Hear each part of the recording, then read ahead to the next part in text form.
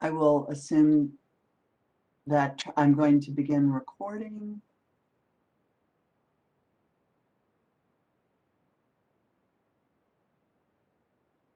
Great. Good evening. I'd like to call to order this November 17th, 2021 special meeting of the City of Issaquah's Development Commission. It is 6:35. So welcome. Due to the virtual format of tonight's meeting, I'd like to start off by providing a few guidelines that'll help the meeting run a little bit more smoothly. So we have participants attending by computer and others who may be attending by phone. For all meeting attendees, please speak clearly and pause frequently when you're speaking. State your name each time before you speak. Mute your microphone when you're not speaking to minimize background noise. And if you're having a difficult time connecting, try using a different device like a phone or a tablet, or you can always call in with the phone information that's provided on the meeting notice. So a quick overview of tonight's agenda. We have two agenda items. The first is a neighborhood meeting and a community conference for the AvalonBay mixed use project. Second is feedback on the proposed amendments to Title 18 changes to the commission's role. And as a special meeting, only items on the agenda can be heard this evening. So first of all, Lucy, if I could get you to call attendance, and commissioners, when you hear your name, please say here. Mike Brennan, I'm here. Richard Sanford, Here. Richard Soa, Here. Patty Dillon, Here. Brooke Shore, Here. Kevin Price, Here. Arthur Schulte. Here. John Ikeda is an excused absence. Mel Morgan. Here. Great, thanks, Lucy. So we do have a piece of routine business, which is the approval of the meeting minutes from our October 21st meeting. Are there any corrections to the October 20th meeting minutes? And those minutes were included in tonight's agenda packet. Are there any corrections or objections? Hearing none, we will call those meeting minutes approved by consensus. Thank you. So the first topic we have tonight is the neighborhood meeting and community conference for the AvalonBay mixed use project. It's a combination of meetings here, the community conference as well as the neighborhood meeting. So it really allows for an exchange between the applicant and the commission as well as the community members that are participating. So for the purpose of the combined meeting and the community conference, it does allow that opportunity to generate discussion, raise issues, and propose creative options relative to the proposed project, including critical areas before a decision is rendered. No decision will be made this evening. The order of events is, first of all, Holly Keaton, a CPD, senior planner, sorry, Holly, will make the presentation. The applicant will also have an opportunity to make a presentation on their project. And following the presentations, the public will have an opportunity to make comments and ask questions. And then we'll have a discussion regarding the project. Then the commission will have opportunities to make comments or ask questions and have a discussion regarding the project as well. Prior to the beginning of the meeting, I'd like to let Commissioner Morgan make a statement. Commissioner Morgan. Thank you, Chairman Brennan. I'd like to point out that our company is the asset manager for the Maple Street office building, which is located about a half a block north of the Avalon property. I don't feel that it is going to be a problem for me in terms of my fairness with regard to any decisions if I am involved in the decision for this project. Thanks, Commissioner Morgan. Does anyone present have any concern with Commissioner Morgan's participation in tonight's meeting?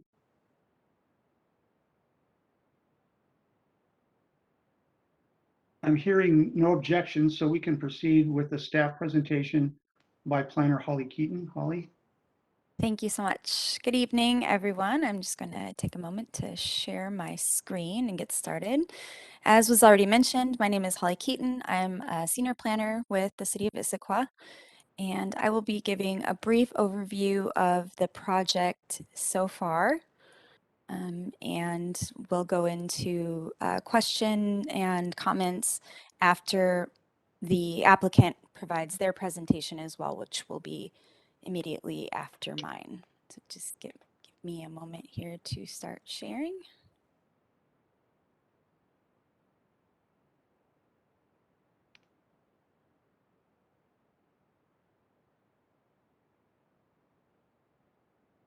Lucy, I think you need to give me the right to share.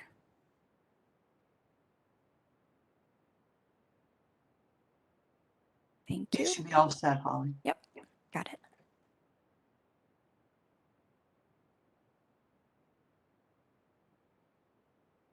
Okay, so thank you again for coming this evening. I appreciate everybody who took time out of their evening to participate tonight and to be here and provide any insight that you might have.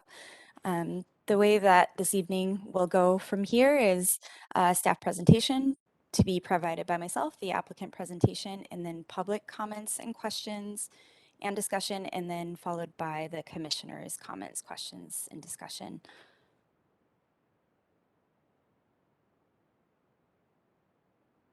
Okay, so the point of the neighborhood meeting is to encourage community participation at the pre-application process to get early input and concerns from the community and provide opportunity for the applicant to propose or to present the proposal to the community and to the commission. The community conference, on the other hand, I apologize, I'll move back to neighborhood meeting, is focused largely on critical areas and any concerns or issues that anyone may have with the topography or the makeup of the parcel in question. The community conference, on the other hand, is more focused on the project overall, the design of the buildings, the development standards, and the like. So we're kind of looking at it from a big picture standpoint with the community conference. And this is an opportunity for us to work productively together, the city staff, the development commission, the applicant, and the community, to really get feedback on how everyone feels about the project proposal.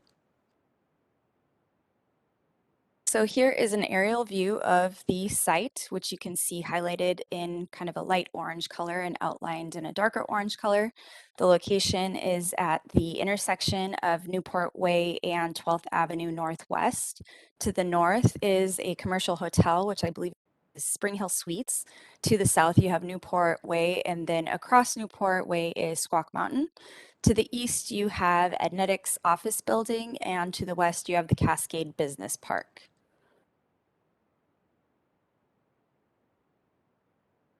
To give you some site context here, the site itself is just over 4 acres. The critical areas in question are wetlands and a stream. As you can see in this image, wetlands are identified here as this little light blue kind of lavender color, and the stream is the light blue going through the wetland there. And then the pink and the orange are going to be slopes. The pink is slopes less than 40%, and the orangish red color is going to be slopes over 40%.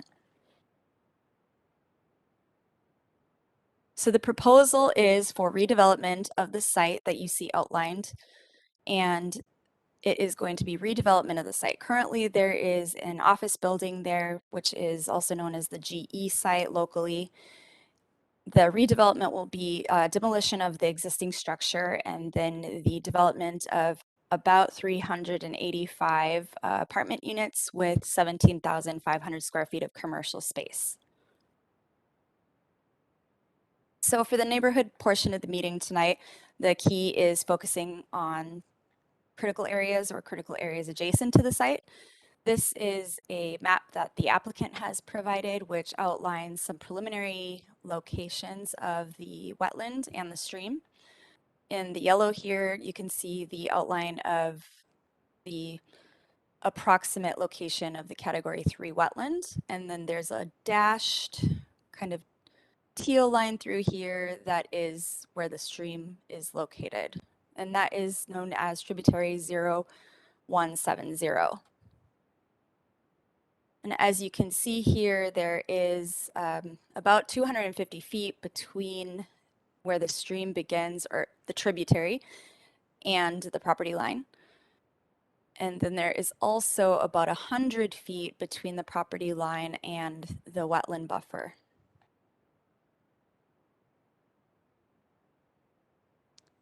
Just to kind of give you a summary of where we're at in the process and where we're going from here. Right now we are at the pre-application stage. So the applicant has come in for a pre-application meeting and had some input received back from the city reviewers. And we are still at pre-application. The applicant has not submitted a formal application for review yet. So the next step will be that submittal for review, and that will be the site development permit. And along with that, we'll have the SEPA review and construction permits, including building, site work, and landscaping. And it is important to notice that the site development permit and the SEPA will both have community notices tied to them as well. Okay, some of the general development standards for the project are listed here. Maximum impervious surface is 95%. Maximum floor area ratio is 5.0 residential and 5.0 commercial. And 36 units per developable acre is the minimum density. And the minimum base height is 60 feet or 66 feet. And that has to do with density bonus, which this applicant is looking to use in this project. And they have indicated in their narrative that they submitted for this meeting that they understand the criteria required for density bonus. And they are hoping to or planning to include at least 40 affordable housing units in their development. Okay, so as you look at this, I'm pointing out some access points here. So this is 12th Avenue, and you have at the north property line an access point here. The red circles indicate where there are parking garage entrances, and then the blue rectangular sections are indicating pedestrian access ways. The proposed access is off of 12th Avenue, which is a core street. And the circulation facilities illustrated here are connecting 12th to Newport.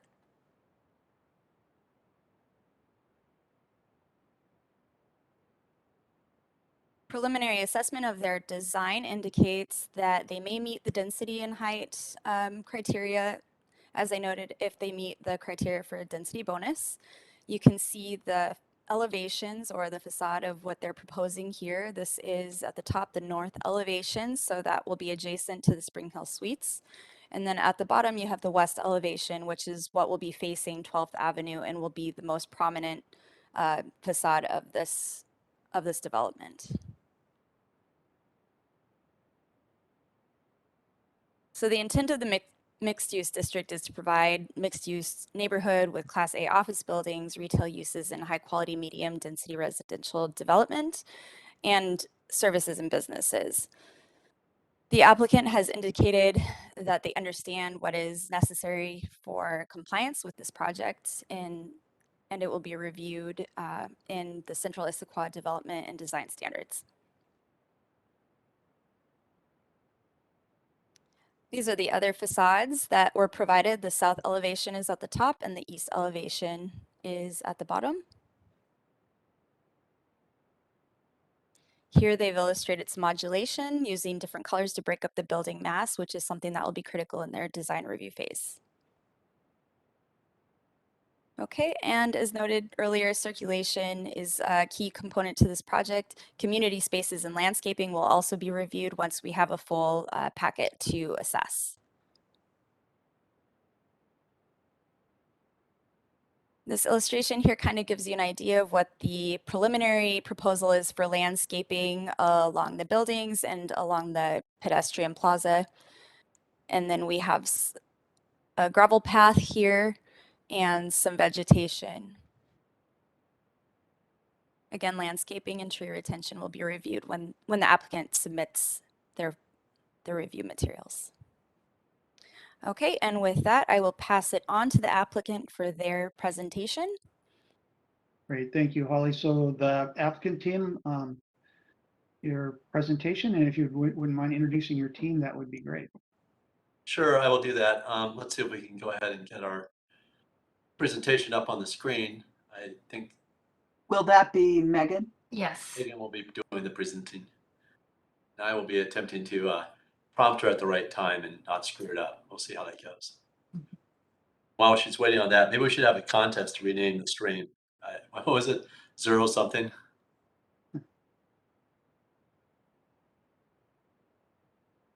Oh, this is very encouraging. There we go.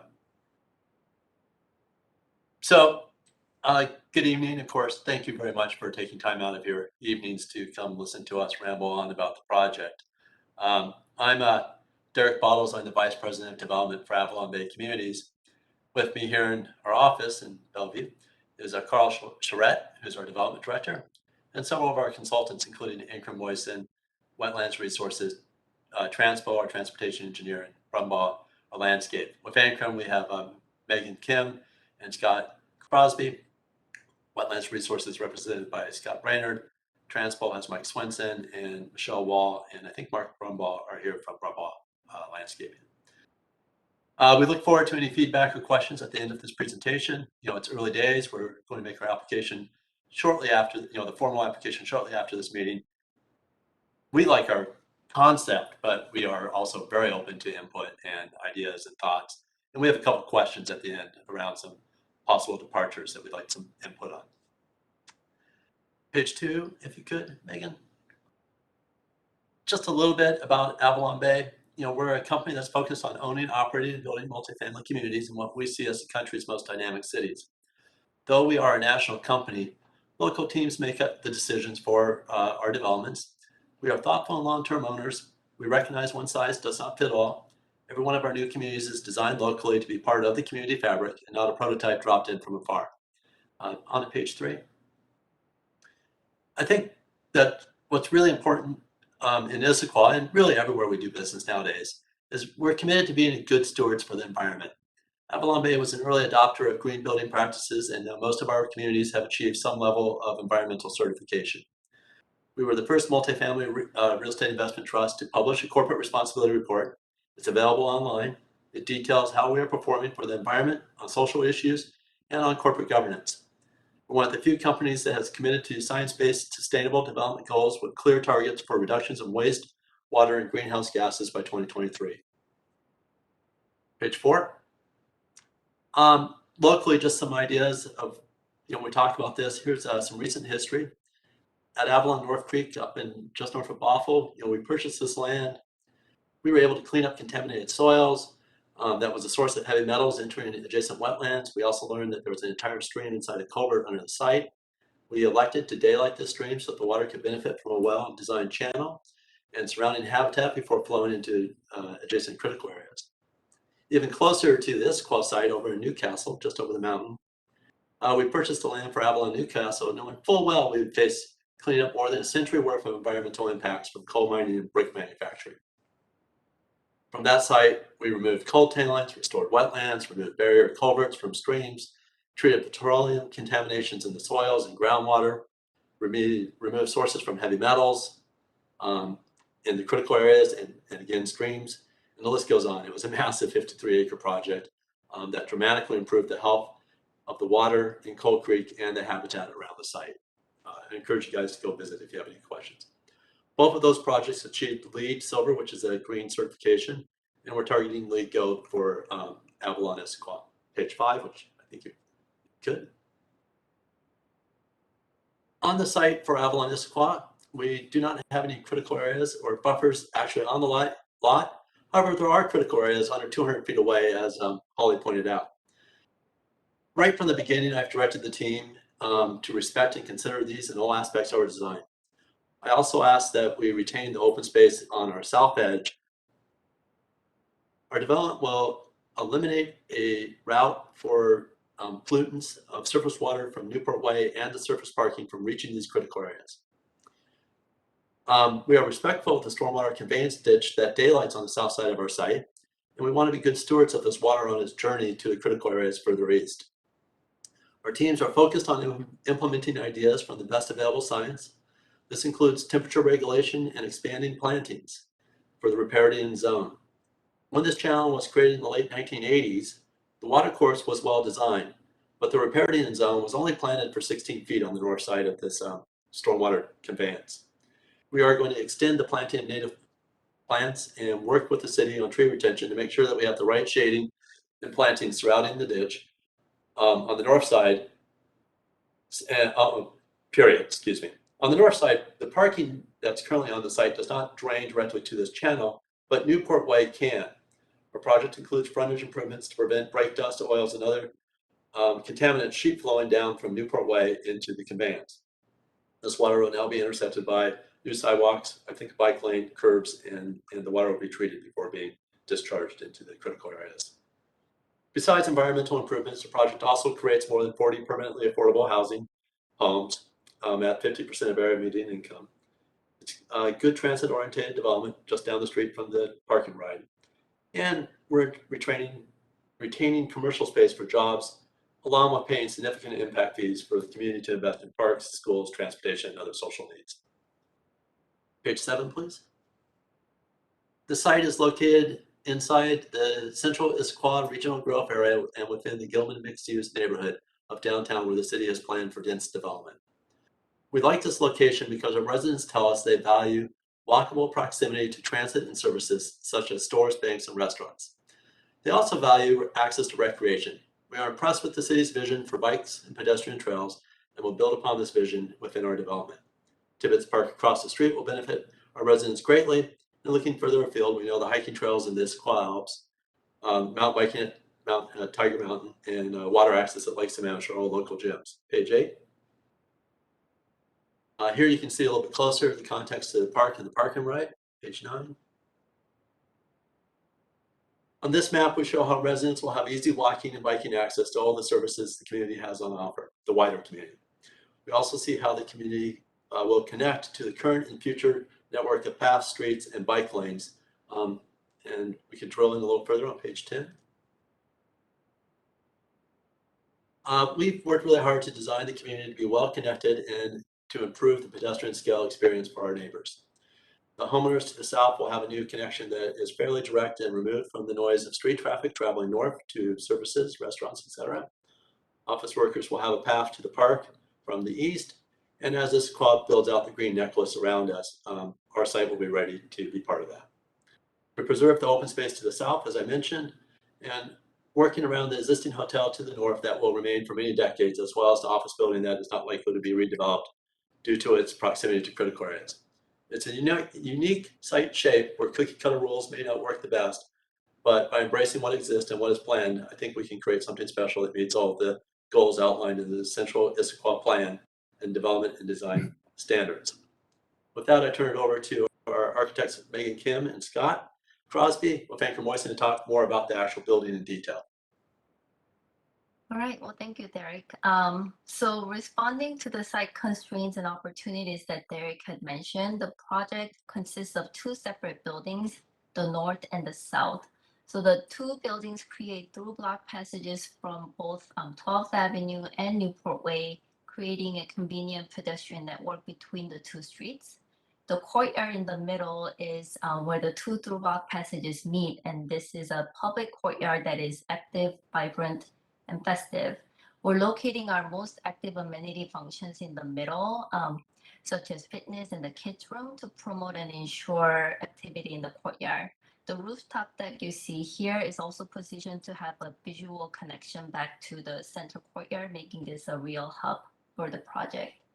With that, I will turn it over to Scott. Thank you, Megan. This view is from the west side of 12th looking to the east. It shows the two separate distinct buildings and highlights the emphasis on the through-block connector. This design is to generate as much ground level pedestrian activity as we can. On the left side, or the north building, our primary entry and residential lobby and leasing is located. And to the south, the glazing area there in the bays is our commercial area. The overhead canopies provide weather protection and foster an environment of people activity.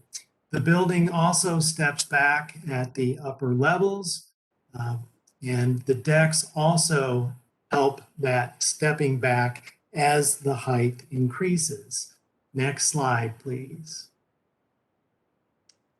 This view is taken at the intersection of 12th Avenue and Newport Way, a little further south, and looking towards the northeast.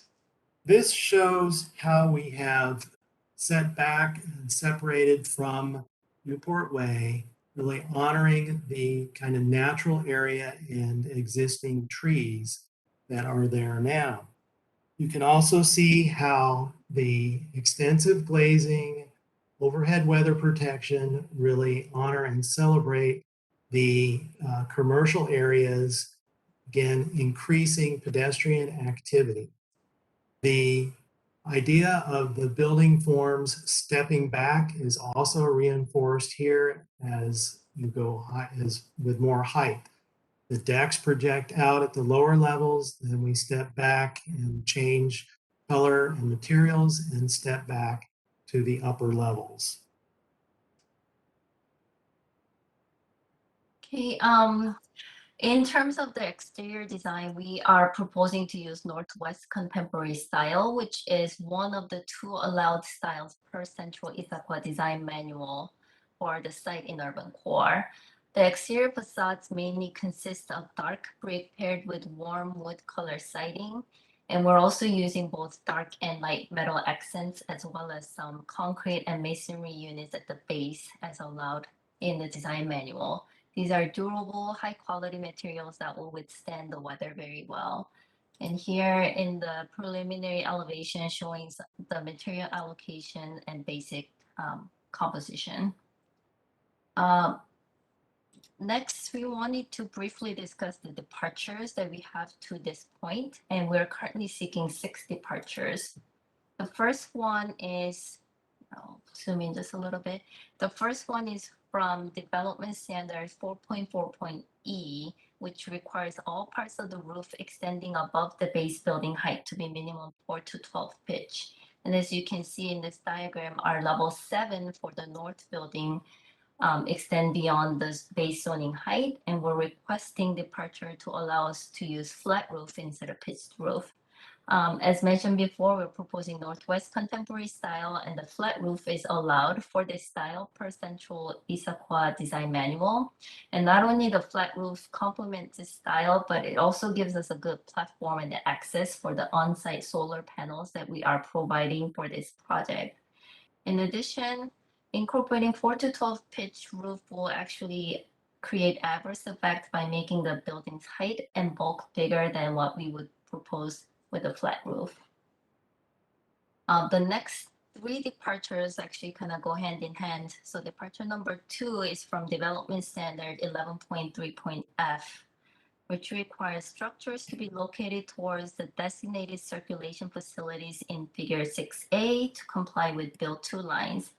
Per Figure 6A, like Polly was pointing out, the 12th Avenue is Core Street and Newport Way is a parkway, so both are designated circulation facility, thus requiring Bill 2 lines for us. As you can see, we meet the Bill 2 line along 12th, but we don't along Newport Way. And this is because, as mentioned before, we are proposing voluntary setback all along Newport Way to respect and retain the existing open space and to maintain the daylighted stormwater conveyance ditch. This open space creates buffer for the project from high traffic road, but not only that, it provides greenery and visual relief for the vicinity, which aligns with the city's vision of green necklace. In addition, the setback allows for transition zone to less dense single-family zone to the south across the street. Departure number 3 is from Development Standard 11.3.G.1. In the urban core zone, minimum building frontage along build-to line is at least 75%. Our project proposes about 300 feet of building frontage, which is about 70%. The remaining 30% is occupied by the fire lane / alley to the north, through block passage in the middle, and a pedestrian facility and a voluntary setback along south for the open space and landscape. And if you go to the subsequent section of Development Standard 11.3.1, the code actually allows 10% reduction in building frontage if it accommodates community spaces like plazas or entry courts.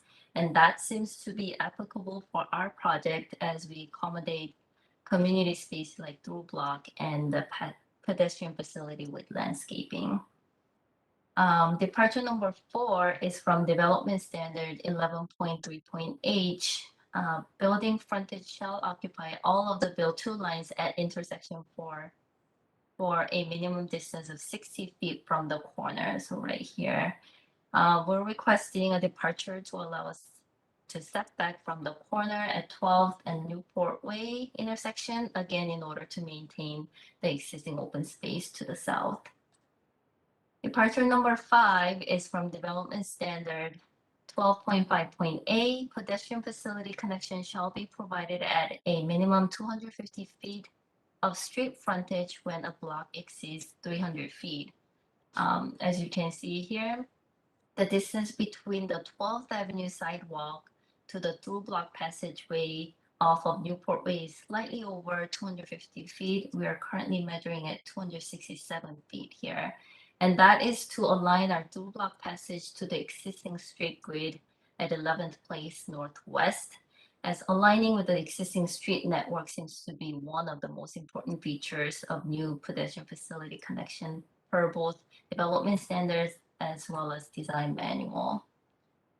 And finally, departure number 6 is from Development Standard 14.4.8.10, which requires ground level retail and entrance lobby to have minimum 15 feet first floor height.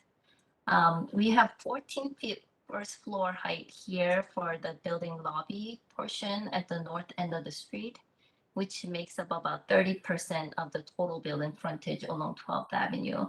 14 feet is actually ample space for this interior function of the building entry and the lobby to work for us. The remaining 70% of the frontage is 15 feet first floor height, and this is occupied by commercial function.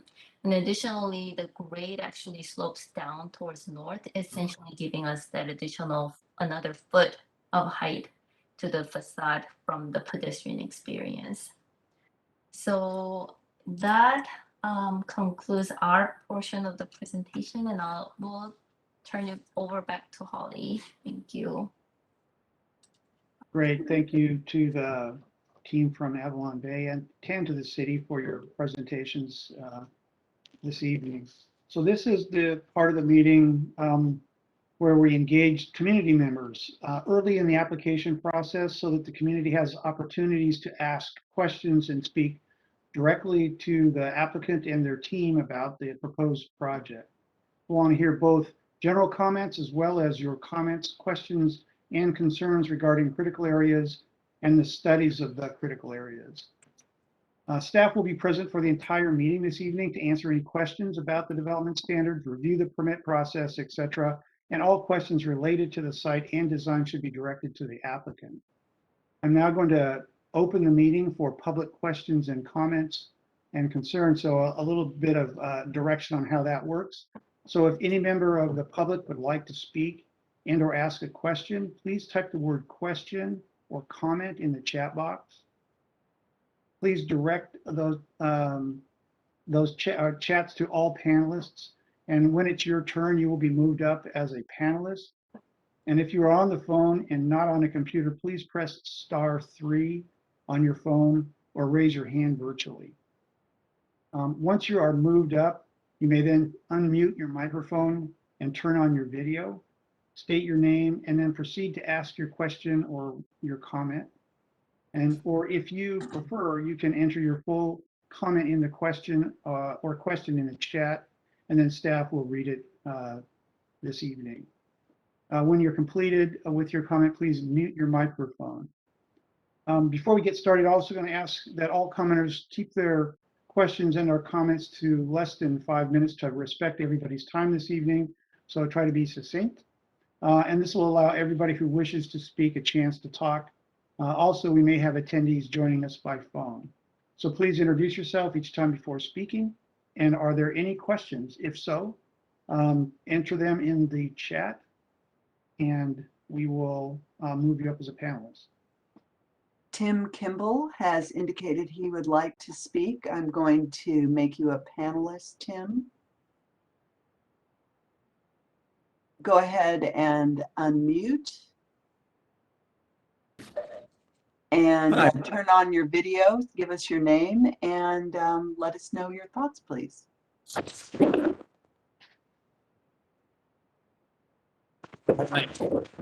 Thanks, everyone. I hope you can hear me. Yes.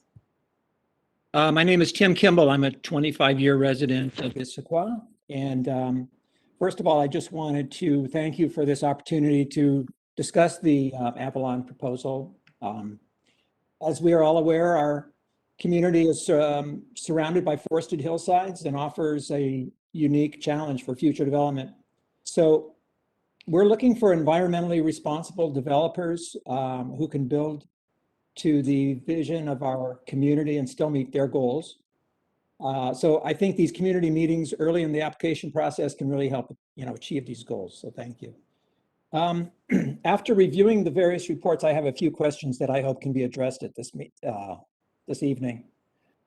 Number one, the wetland / tree canopy issue.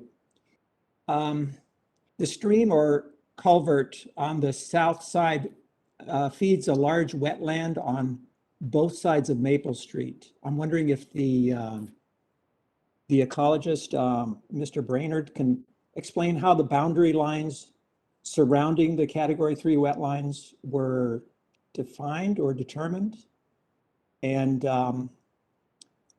how will the wetlands be protected during construction? Also on that topic, what is the plan for water runoff from driveways and impervious surfaces, and the plan to protect, the surrounding wetlands in that regard? Also, how much of the existing tree canopies are being planned to be retained? Because currently there's a rather lush 60 to 80 feet of vegetated buffer currently running along Newport Way. So like to know how much of that we're planning to retain. Secondly, regarding stormwater containment, are there plans for water retention during periods where there is a lot of rainfall, as we've recently seen? And then on the matter of the site plan and uses, I think a lot of us are looking forward to mixed use properties that benefit the community along with the residents. Uses such as cafes with outdoor dining, coffee house to congregate, small retailers that fit the Issaquah charm. The question is, what types of commercial uses are being considered? And then lastly, it's my opinion that the design has very little vertical modulation or character from what I've seen. And I'm curious to know if there's general agreement that it blends in with the environment or the vision of Issaquah. I'm not really seeing that, all that strongly right now, and especially with the proposal being 7 floors. It's going to be certainly one of the tallest buildings in Issaquah. So I'm hoping that there will be some consideration for how it's going to blend with the character of Issaquah a little better. So with that, I will listen for your comments, and I thank you for your time. Mr. Kimball, you can stay on in case you have further questions. We won't move you back to being an attendee yet. Great, thank you. Great, thank you for your questions, Mr. Kimball. I'll ask the applicant team. If you didn't capture them, I think I've got the questions, but starting out with the wetland and several questions related to the wetland. Yeah, I'm going to have Scott Brainerd tackle the first one or two, and I can answer the third part of the wetland, and I can answer the other ones. So go ahead, Scott. Great. My name is Scott Brainerd. I'm a principal ecologist at Wetland Resources. I could certainly answer the question about how the wetland boundary was determined. It was not physically delineated in the field. It's off-site. It's on adjacent private property, so access wasn't granted to that property. But what we did do is we did a GIS analysis of existing depressions and flow paths to identify where the likely wetland boundaries were. We looked at existing available information like the National Wetland Inventory maps, King County IMAP, and then conducted a site investigation to truth what those resources were telling us. The site investigation involved walking along Newport Way, walking on the subject property, and then also walking in the parking lot and adjacent property to the east. Through all those things, we were able to identify the changes in the vegetation.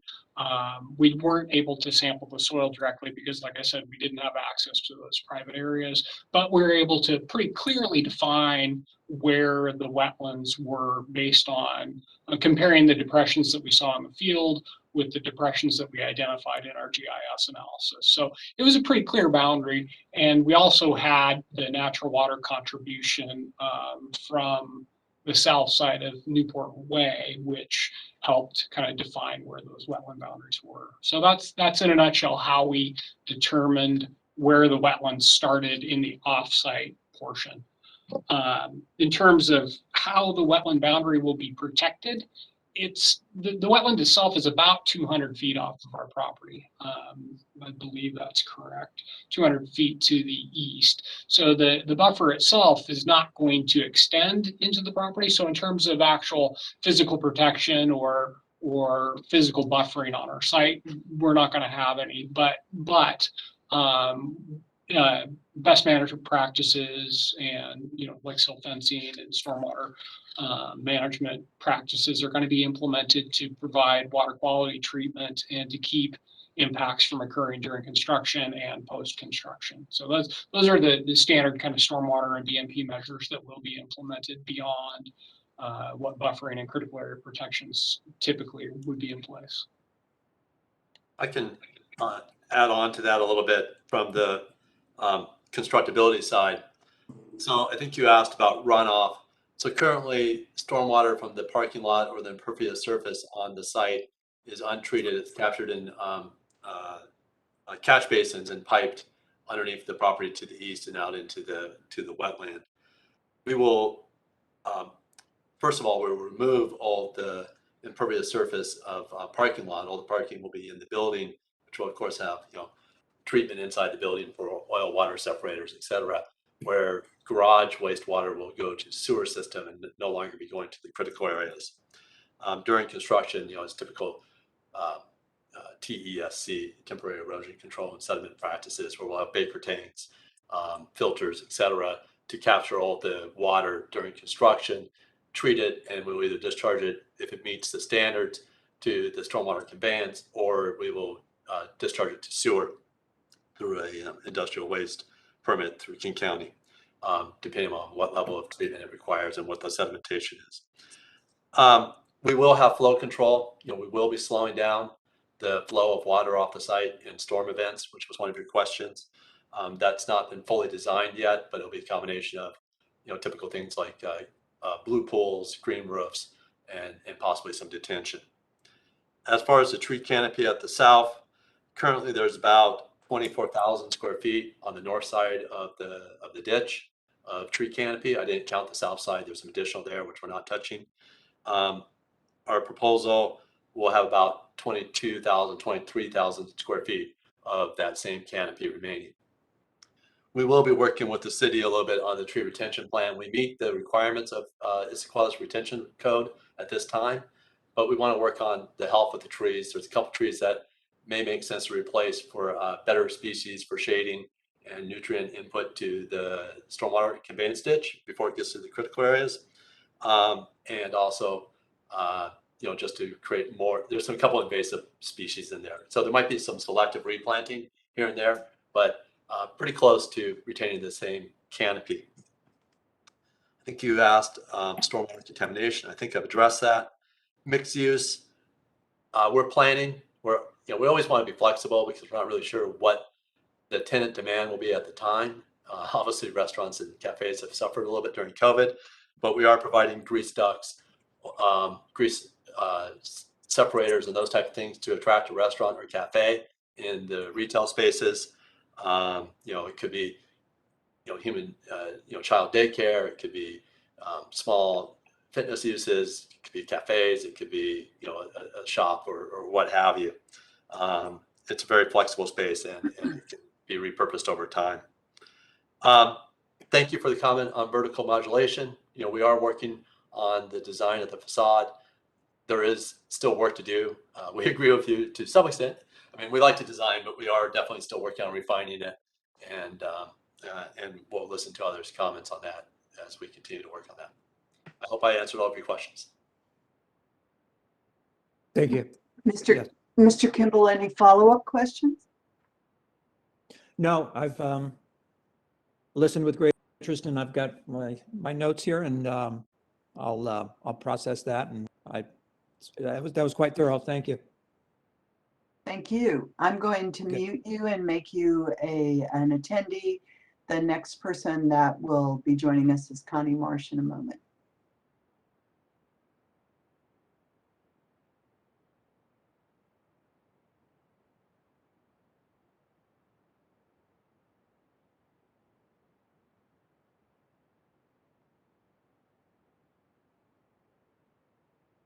Ms. Marsh, you have been, Yep, I'm here. you're here. I'm here with my hat boxes behind me. My name's Connie Marsh. I live on Squawk Mountain. And I do have a question because in the introduction, it sounded like we were restricted to environmental comments in this portion. I did not see that we were going to have a separate comment on the other architectural stuff like we would have in a typical community conference. So I was unsure as to dump it all now at you or parse it out in two sections. Dump it now. Lucy's nodding it, dump it now. Okay, so I'm going to start with environment. Well, I'm going to take you to the glacial age where the water clearly flowed down, basically SR 900 as water flowed. And then as the ice moved, it changed direction.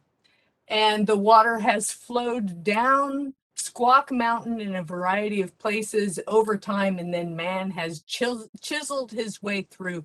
So the idea that natural waters are not flowing through this water body is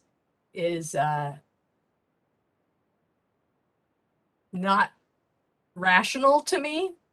If you look at where the water flows from basically all of Tibbetts Valley Park, except for maybe 20% that goes to Tibbetts Creek, flows under Newport Way into this water body. And that includes the natural springs and some of the wetlands that are included on Tibbetts Valley Park.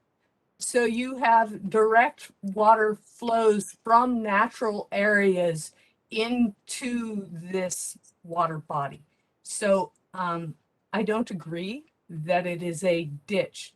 You all know I have been down the ditch conversation before.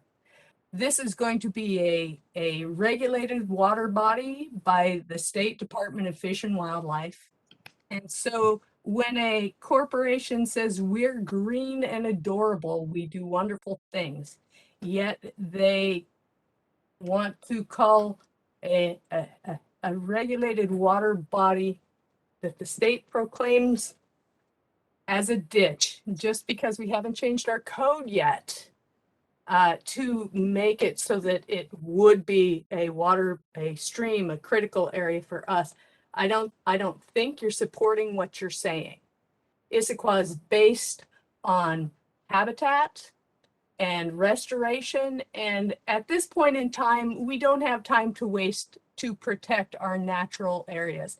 And this is a natural water body flow that is going down to tributary 0170 and an enormous wetland that frankly can treat the stormwater that is being put into it. So that lecture given and that guilt provided, I am going to go with, we are looking at climate and we are looking at increased need for water detention and capacity, because we are getting more water more often. So to go by the simple stormwater manual requirements that Issaquah has will not be enough for your building over time.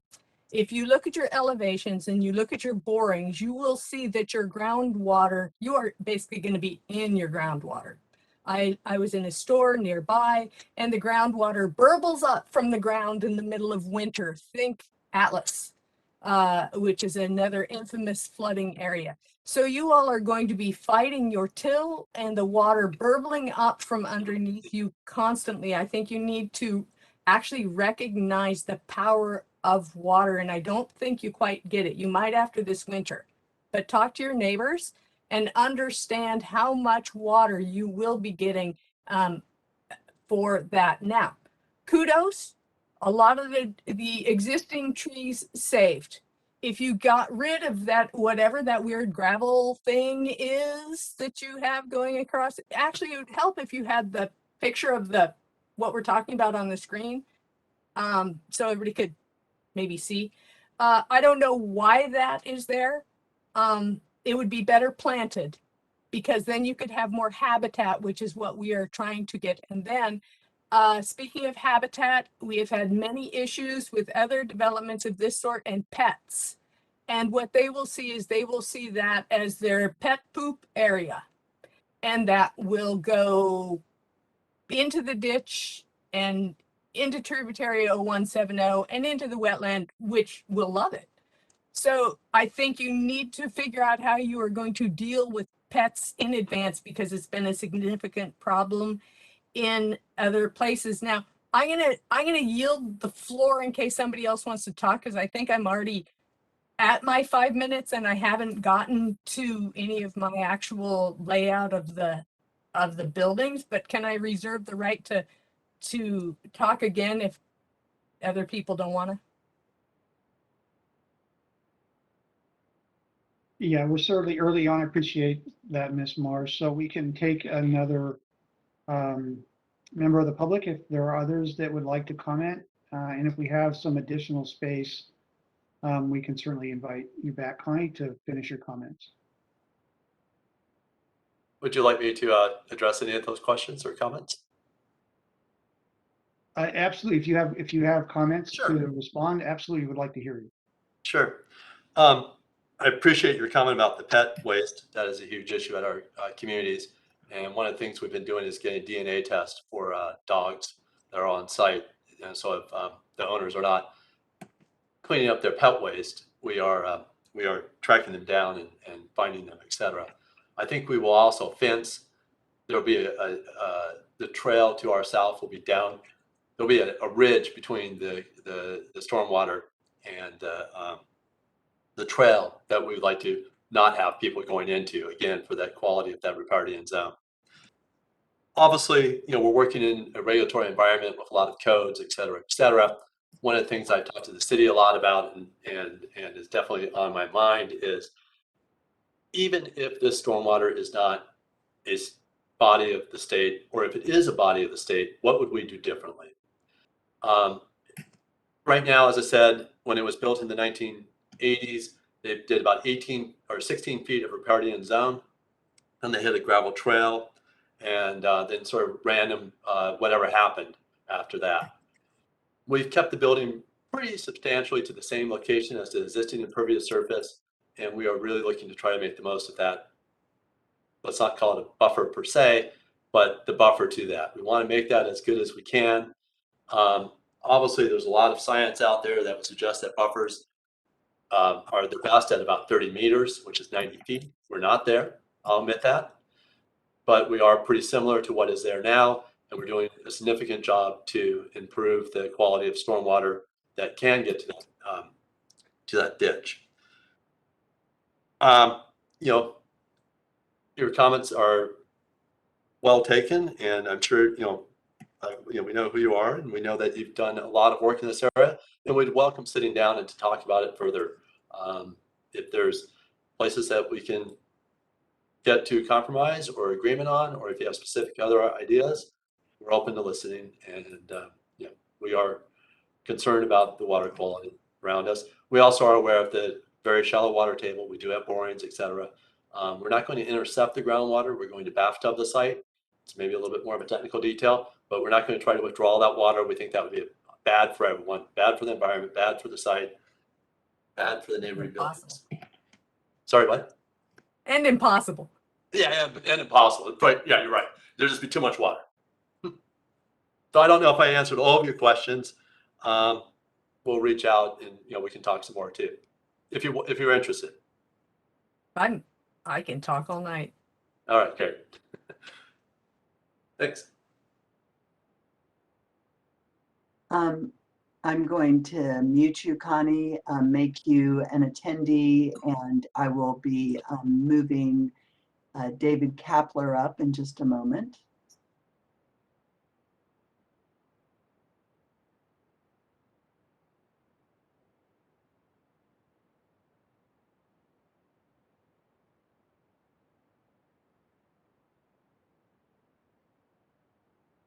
David, I believe you are a there we go. I should be unmuted at this time. Is that right? you are. If you're able to identify yourself and turn on your camera, that would be wonderful. Oh, you even want to see me? Okay. If you can. It's always nice to get the face.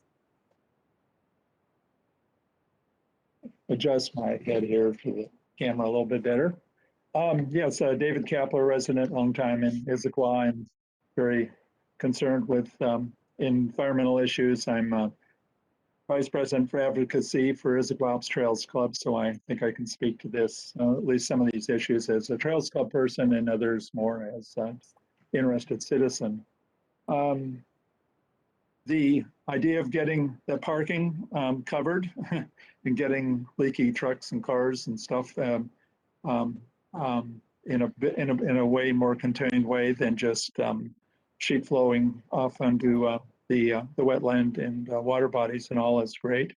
It'll be interesting to be down under the surface level there, given the amount of water that's flowing at that site and the water table issues. But I think that's I'm sure just in terms of circulation, how your traffic will work. That's of course not seen. They would typically we'd see driveways and that kind of thing, and yes, we see some, but there's a lot of circulation that's going to happen underneath the buildings, and you'll want to figure that all out. And I'm sure you got some experts to do that, but it does seem to me a little more complicated than a surface parking lot, shall we say.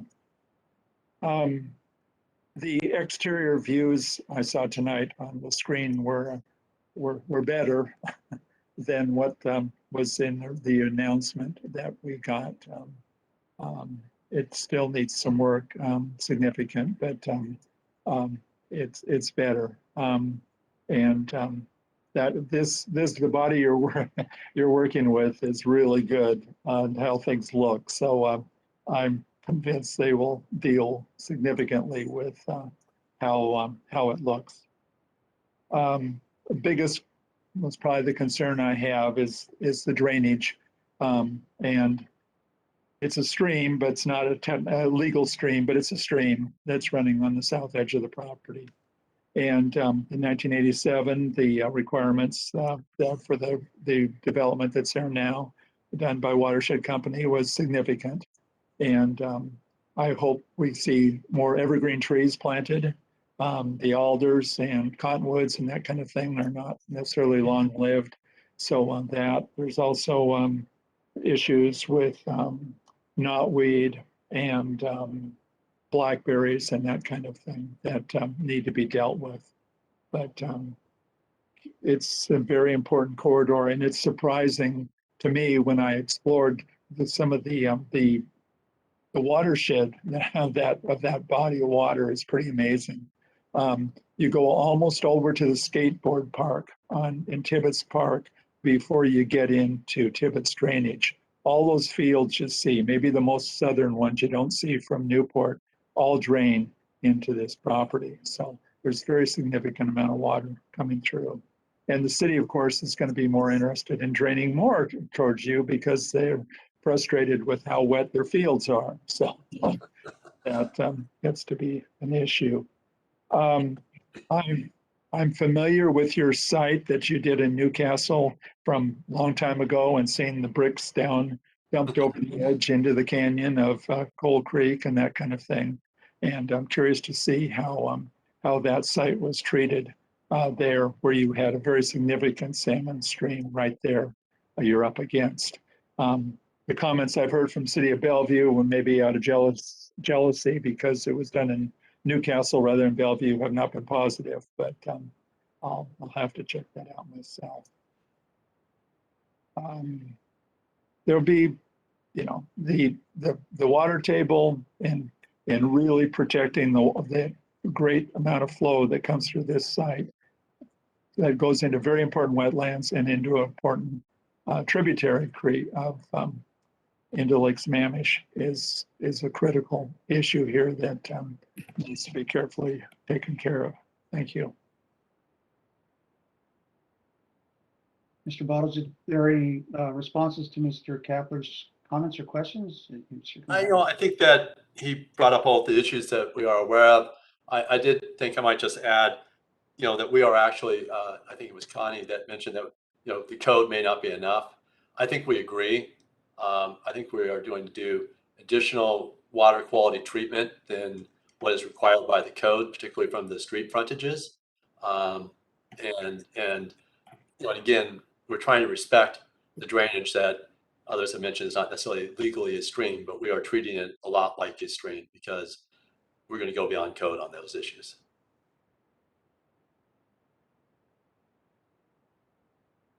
That's all. All right, I will move Dave Kapler back to being an attendee. Is there anyone else who would like to speak?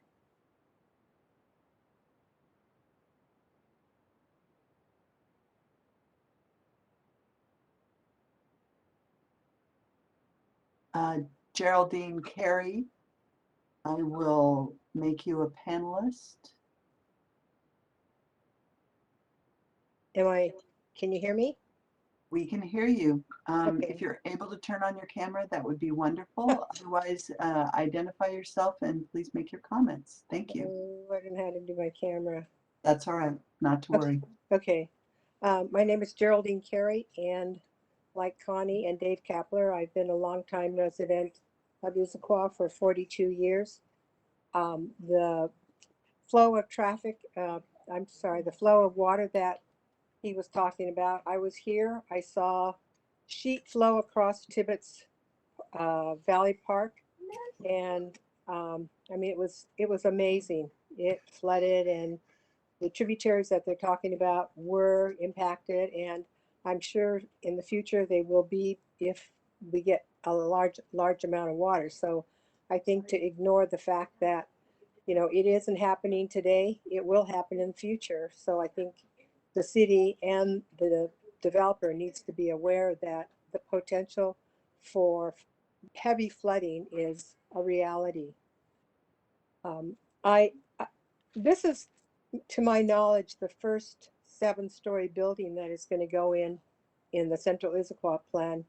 And I am wondering, as far as emergency vehicles and fire trucks and east side responders, are these developments that are going to have 7-story buildings going to be, what's the word? Are there part of their development fees going to cover a, you know, a ladder truck?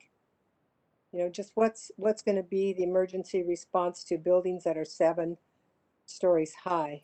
I mean, you know, we have like maybe 3 now, and as far as I know, there's only 1 ladder truck in all of Eastside Fire Department. So that's my concern. I'd like to see some sort of requirement that these buildings have a responsibility to take on the majority of the financial aspect of getting fire equipment to cover these tall buildings.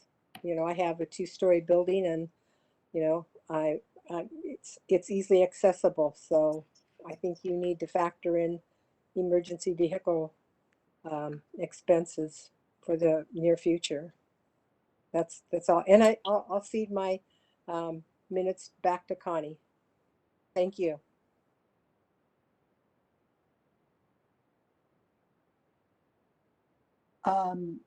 I think I can speak a little bit towards the emergency response. We do have a ladder truck. East Side Fire and Rescue reviews all the different stages of the plans. We partner with the city of Bellevue in case we need additional emergency trucks and facilities. The Rowley Hotel that was built a few years ago is in fact, I think 8 stories tall. So we do have other buildings that have been, and the Costco office building, I think is 9 stories, 8 or 9 stories tall. So we do have several tall buildings. East Side Fire and Rescue regularly reviews, considers, and prepares for either on their own or in partnership with Bellevue how to respond and cover emergencies. I don't know if there's other portions for the applicant, but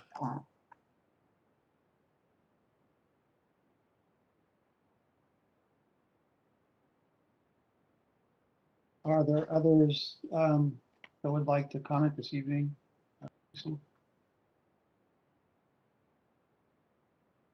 I will change Geraldine back to an attendee. Mary Lynch has indicated she would like to speak. Mary, I'm moving you up to being a panelist.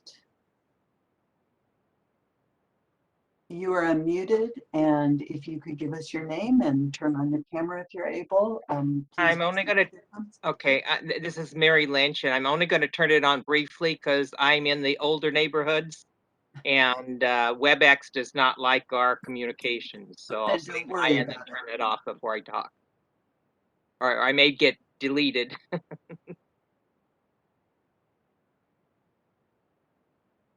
Well, it doesn't even want to, okay, there we go. Okay, but I'm going to turn it off because it tends to cut me off. I also just want to build on, you know, say I'm glad to hear some of the studies that have already been done and the considerations that have been done. I have seen the project up at Bothell and was amazed at what was done up there.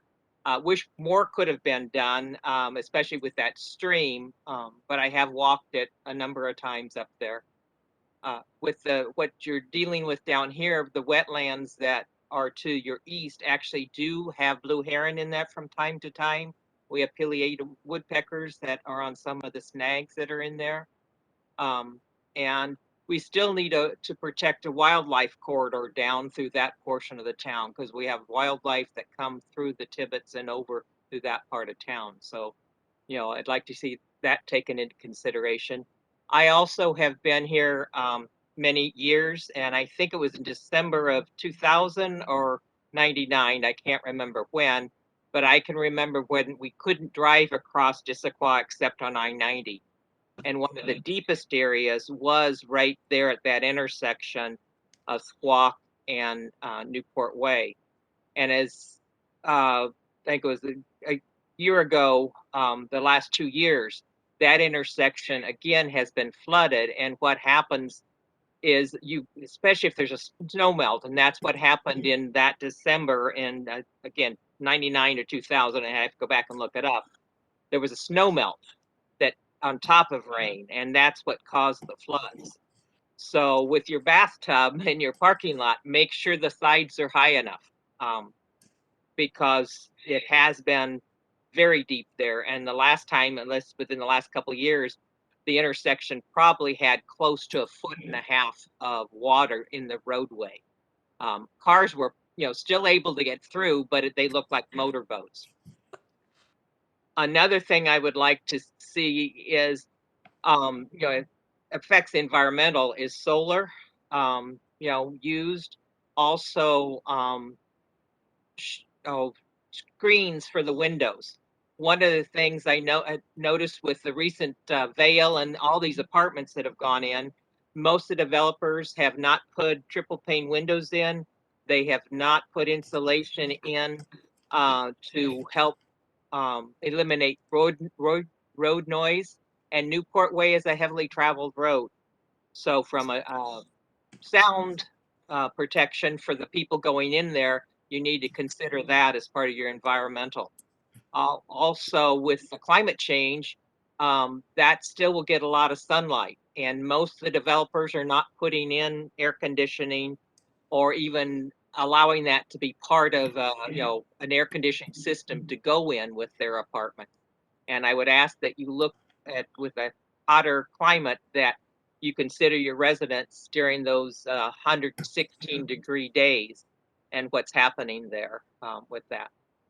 So those are the main things. As we go further in the projects, I'll have more to say, but I was happy to see a lot of what's already been covered in this meeting. Thank you.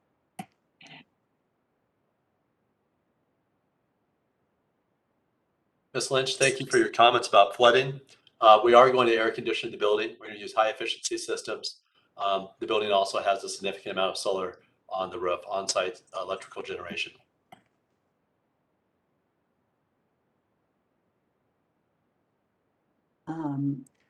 Ms. Lynch, I'm going to move you back to being an attendee. At this time, I do not see any other participants who have asked to speak. If you're interested in speaking, please either raise your hand or make a comment, or we can also give Ms. Marsh additional time.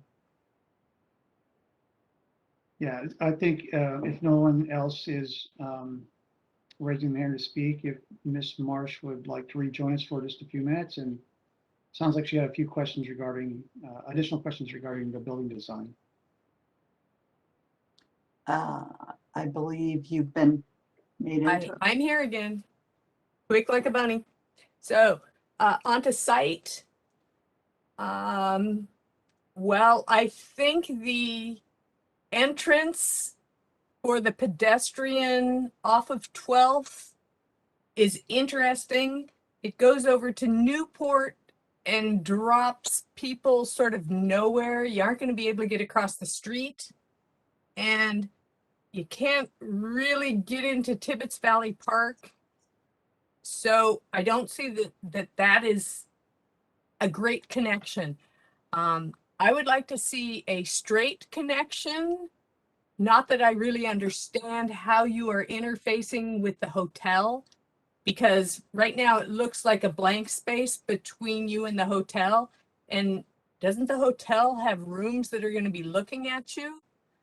So I would like to see more attention to that interface, and I would like your mid-block crossing to like go through the middle of the block, because people like to go through places instead of around. And right now your pedestrian circulation is making people walk further. I'm very familiar with 12th, having had a store off of 12th for 25 years.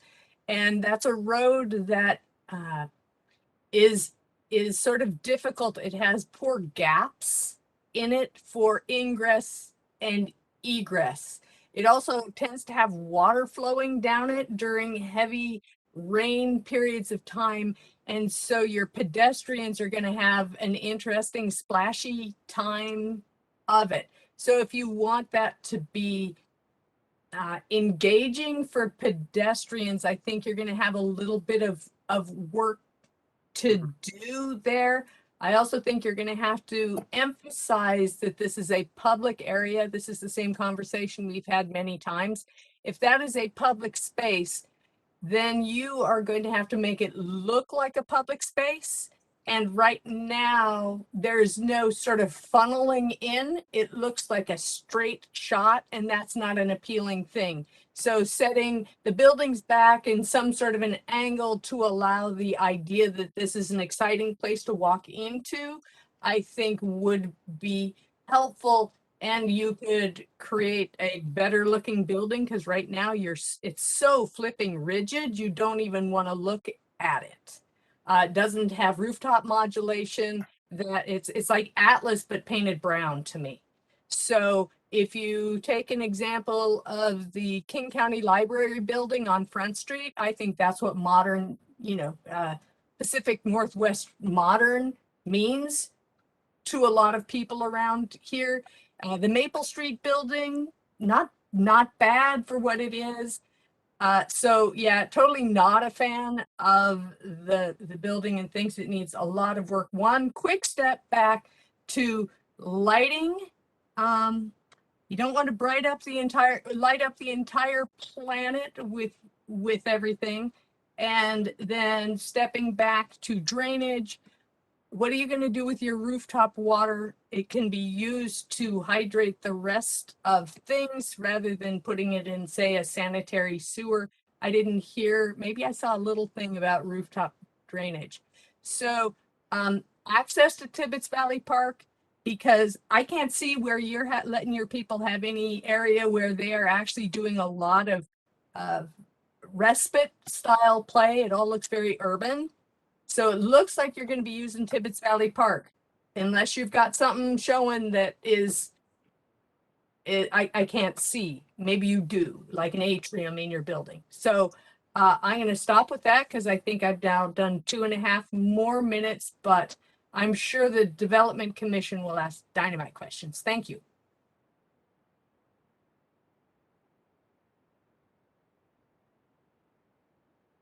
I'm moving Ms. Marsh back to being an attendee. And we did receive a question from the public asking about the bike facilities that this development will have and relative to parking stalls, I think. Ask about the bike facilities this development will contain, parking stalls, etc. Well, we'll for sure have bike rooms and bike repair stations. I don't think we've gotten to that level of the design, to be honest, other than reserve space for them in the building. So there is secure bike storage for sure. Not enough for me. I have, I think, 7 bikes or 9. I can't remember. Changes.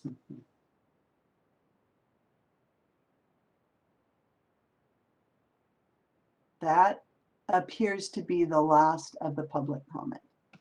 Great, and thanks to the public who participated in that discussion. I think that was very helpful for the applicant, the city, and certainly the commission. So this is an opportunity where the commissioners have an opportunity to ask questions and provide input to Avalon on their proposal. This is our typical community conference meeting style. So any questions or comments, we can just handle those. Whoever's ready to speak up can add your either comment or question into the, just type the word comment or question into the chat to identify yourself, and then we can move on from there. Anybody like to ask a question or have a comment about the project?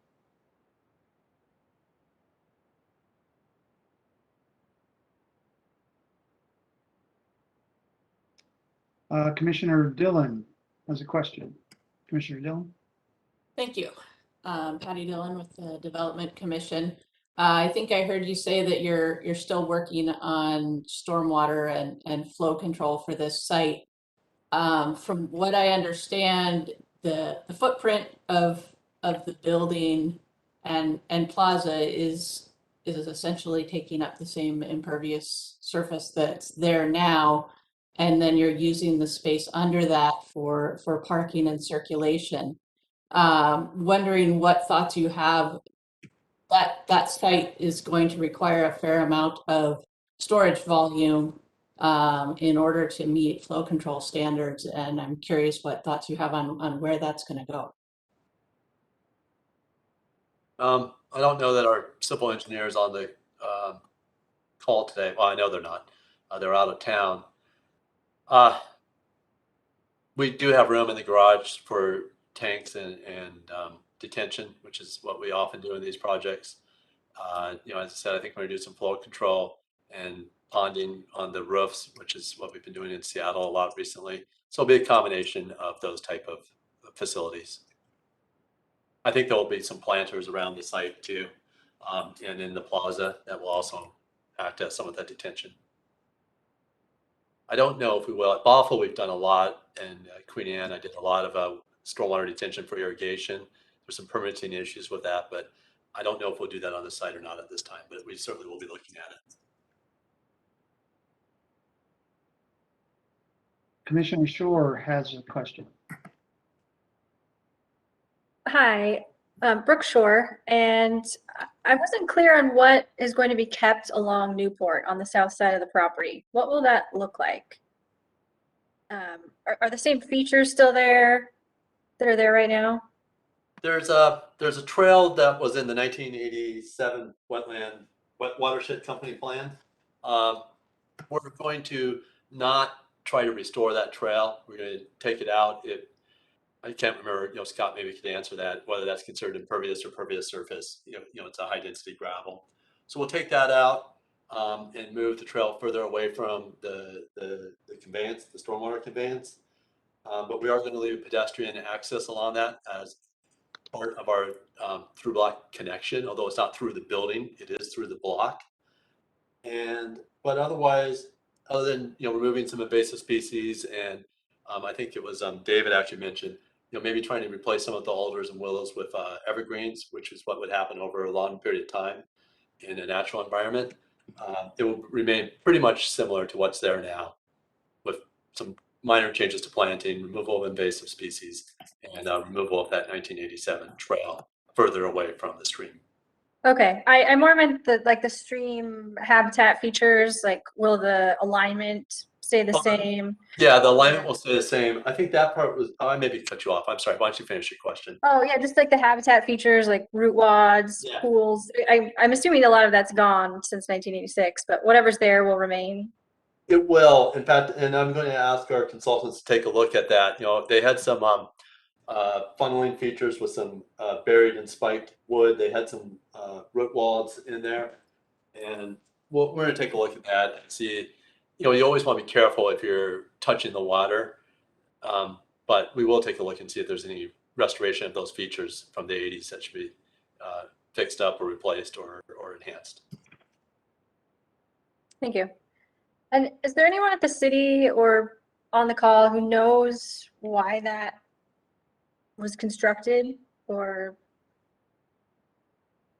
that tributary to the tributary? Why was that, built like a habitat at the time? Does anyone know? Holly, are you familiar with that? So the best information I can provide for you is from the Development Commission minutes back when the original development was done. The commissioners at that time believed that it was seemed to be a stream and had a lot of habitat qualities and wanted it to be preserved. That was before we had an environmental portion to the municipal code. So they required that there be a 60-foot vegetated section left at the intersection portion, and then as it moves further southeast, it goes up to 80 feet. And that was what they thought was appropriate protection at that time. And that's 60 and 80 feet from Newport Way, if I remember correctly. Is that correct? The width was 60 feet at Newport and 12th, and as you move southeast, it becomes 80 feet. Yeah, from the Newport right of way, though, not from the street. Correct. Yes, Yeah. correct. Yeah. Just to clarify that. Because Yeah. we're exceeding that when measured from Newport Way. Do you know when the Cascade project was built? I don't know when No, the Cascade okay. Business Park, I'm not sure when that one was built. Yeah, just from the aerials or the pictures we were looking at earlier, it appeared that they did not build in that area, but I don't know why, so.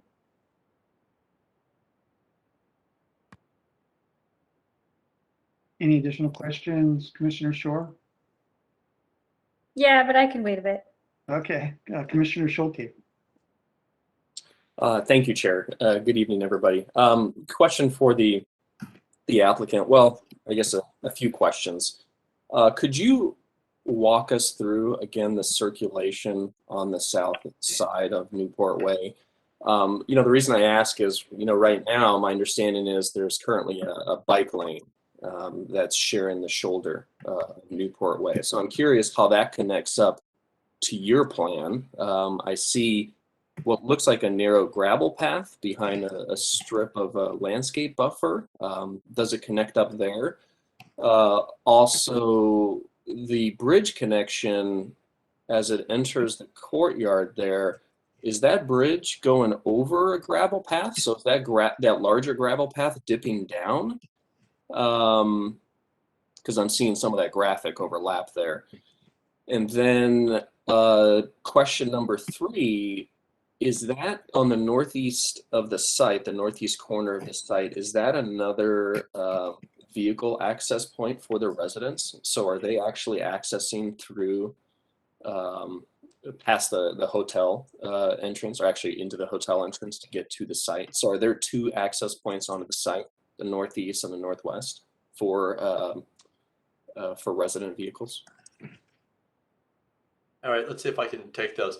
First off, we have rights to an easement between the office building and the hotel. So yes, there will be access from both Maple and from 12th to the project. And then there's 3 or 4 entries into the structured parking. The trail created from the south, from Newport through to the through-block connector and to the trail on the south side of our property are all meet at the same grade. So they'll be crossing that grade, and the grade is actually fairly flat into the through-block connector at that point. On Newport Way itself, there is a shoulder, which I don't know if it's a formal bike lane, but it functions as a bike lane. And as per the frontage improvement guidelines of the city, we will be providing, I believe, a bike lane, a curb, and a sidewalk along there, all the way out to 12. We would extend that to the extent of our property to the east, and then it would transition back to its existing condition with a gravel shoulder and then a bike lane and then a traffic lane. Does that answer your questions? So is the bike lane that you're adding, is that narrow gravel path behind those? No, the bike lane is on Newport Way. So the Newport Way, you'll have the traffic lane and a bike lane, and I can't remember if the bike lanes are separated by a curb or not in that area, but you had a bike lane and then you would have a sidewalk, curb and sidewalk. Okay. We're not there now. Yeah, I think for the future, it would definitely be helpful to, and I understand this is further in development, really see a site section, through that street that bisects the the courtyard entry as well into the development. You know, because I think it's important to create some kind of pedestrian experience there. That way, because even when I went to Google Street right now, I saw somebody walking and running along the shoulder there. So, you know, we want to promote that activity. We want to get people into that development because I assume it's a pass through, right? You want people to go through the retail spaces that are there along the ground level. Yes. And yes, I'm just not seeing that activation right now. And, you know, it could be achieved with, you know, a small gateway of some sorts. You know, maybe it's a piece of artwork. Because right now it just seems so hidden. You know, I understand that setback, and I think that's great. I mean, you know, to bring that mass and scale and bulk, set it back from Newport Way, but I think still promoting that connection is great. Actually, while I was looking at the courtyard, I see an entry into the southwest building. How do you get to that entry?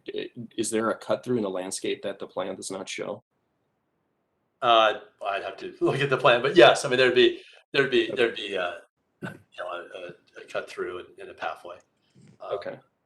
And the retail spaces are going to spill out into that courtyard too, to try to help draw people into that.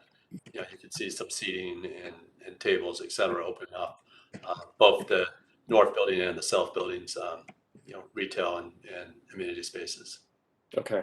And another question just came up. In terms of service vehicle access, is that all done along the north drive lane? Or their service going to be at the southwest corner at all? Or that's strictly just fire lane? That's strictly fire lane at the southwest corner. It's actually going to come through the easement off of Maple Street, I believe is the one to the north. And we have some loading zones and trash and that type of thing on the east end of the building, you know, away from that. The interface between the hotel and the property, of course, you know, we have a lot of apartments and residents looking out that way. So we've worked on, you know, setting back the building. We have some modulation that we're working on in that area so that it's not looking too directly at each other. Fortunately, the hotel, once it gets above their garage level, also steps back. So we're trying to make that north, I'm going to call it a through block. I think someone else called it an alley. Whatever it is, connection between 12th and the east. And we're trying to make that a comfortable and pleasant place with an appropriate amount of room for light and air for both the hotel and our own residents, future residents. Okay. Thanks, Derek. That's all I had for now. Okay. Commissioner Sanford. Hi, thanks. Richard Sanford, Development Commission. One comment and one question on vehicle access. It looks like most of the access via vehicle from the property is off 12th. And I was looking at the intersection around 12th and Newport, and it looks like there's a garage entrance right there. Is that right? No, that's just a fire lane there. That's not meant to have any traffic on it except for in case of a fire. Okay, I thought I saw on the plans that there was an entrance to the garage down in that corner of the building, pretty close to the Newport intersection. No? No, that's just a fire lane. Okay. Okay, good. And then you may have answered this already, but regarding delivery to residents in the building, not necessarily just moving vans, but Amazon delivery vehicles, where would that happen? We'd like them not probably to pile up on 12th Avenue. Yeah, I think that, you know, every year we make our package rooms larger and add more package lockers and are still overwhelmed. We are actually, and you'll see this in our next iteration of the design, when you come in off of 12th, there'll be a residential lobby. We're probably going to open up a bay in that very northwest corner of the building so you can see through. And we're going to put a porte cochere off of that connection between the hotel and the building with significant areas for loading of Ubers and Lyfts and Amazon vans and UPS vans, et cetera. And that will both come off of that connector between the hotel and our building on the first floor. Because we have the height in there, as was mentioned, is 14 feet, we can accommodate quite large trucks and vans inside the structure off of the street in that area. And we'll have package rooms, et cetera, in that area. So that's the goal. I'm not going to guarantee that drivers aren't going to park out on 12th, but we're doing our best to give them somewhere to go. And, Yeah, okay, great. Yeah. Look forward to seeing that. Thanks. Are there other questions from commissioners or comments? Commissioner Price. Hi, thank you. This is Commissioner Kevin Price. So I keep coming back to this southwest corner. So you have this corner site and you have a transition zone. You're transitioning to a single family residential zone. You're transitioning to a park right on the corner.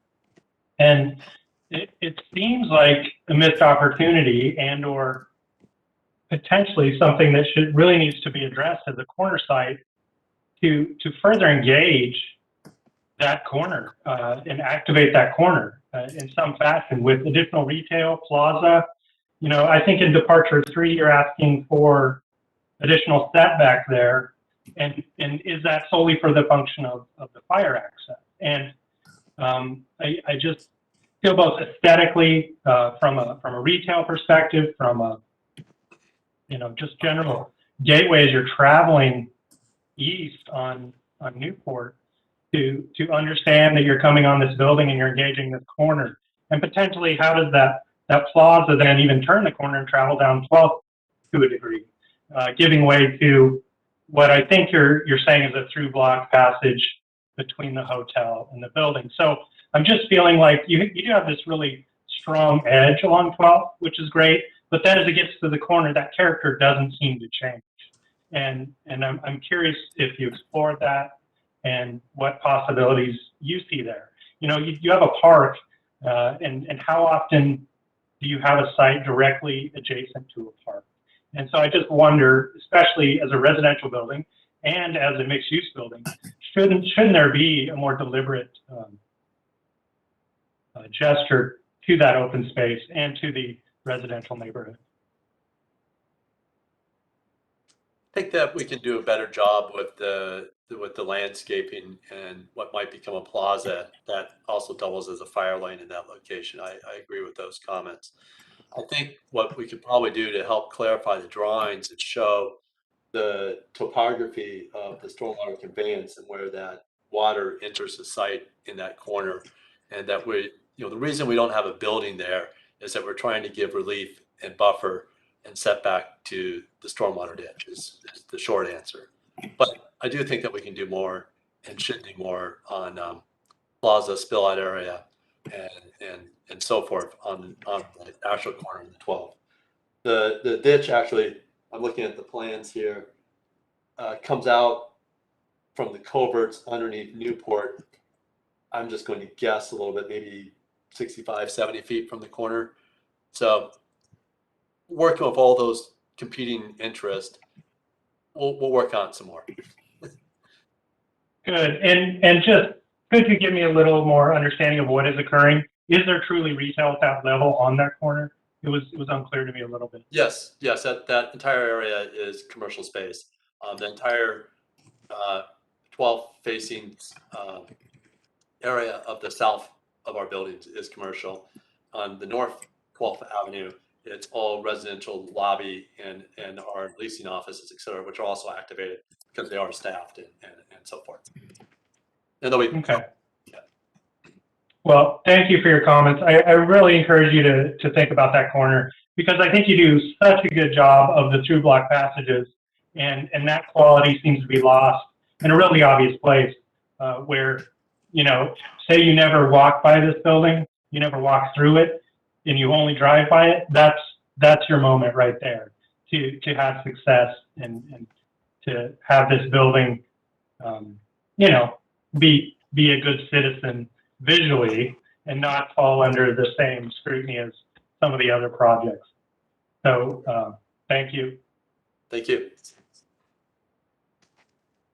Commissioner Dillon has additional questions.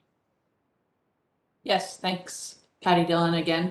Are you planning, will the parking underneath also account for parking for the retail space? Because I think the presence of retail, and particularly opportunities for cafes or coffee shops, would be a great amenity for the surrounding neighborhoods and the residents on Squaw Mountain as well. There's not anything closer. there. And so I think you've put a lot of effort into the pedestrian passageways, but where is there going to be parking to accommodate people coming from possibly a little further away or out on a rainy day? Sure. We actually have an additional level of parking at grade along the north side of the site, mirroring the hotel parking on the other side of that through block connector. So we envision people being able to turn in off of 12 and immediately where I mentioned the loading Port Couture. Behind that, I think we have 40 or 60 stalls at the level of that plaza. And we intend to have a passageway directly from that parking out into those commercial spaces, which we can show in more detail when we come in for our complete application. But the goal is to really allow people to have good parking to get to those spaces. And we know very well that retail does not perform well when it's complicated or you have to drive around corners and down streets and alleys and really hunt for that parking. So we're trying to make it front and center, the short-term parking at the same grade where there'll be a passage onto the plaza courtyard where they can see exactly where they're going. Thanks. Derek, if you need me to pull open any site plans, I have them available. Just let me know. If you happen to have that floor, you can try to show it, that detail. But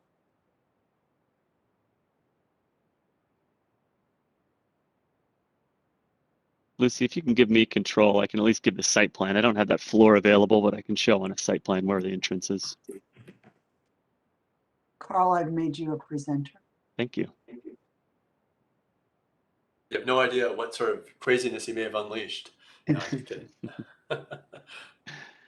Correct. So the entrance to effectively this area here will become our at-grade parking, and it is primarily accessed off of 12th there. We have better floor plans to show it upon application.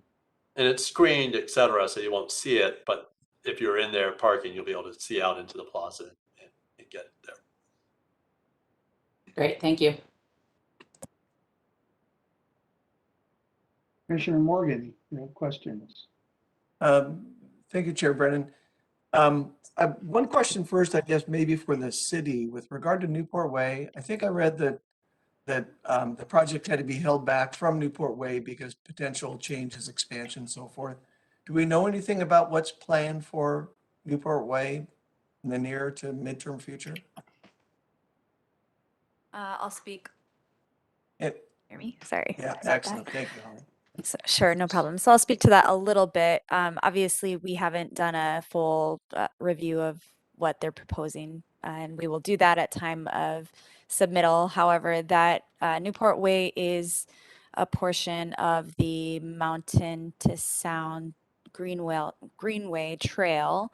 And so there will be some design elements that will be required that have to comply with the master mobility plan and that trail plan, which will be coordinated with parks and transportation when the applicant submits. Okay. And all of that would take place outside of this parcel then? I guess in the right of way? The right of way on Newport, correct. Right. Okay. Thank you. Is it possible to pull up the building elevations again? I have them. Give me one moment. Thank you, Carl.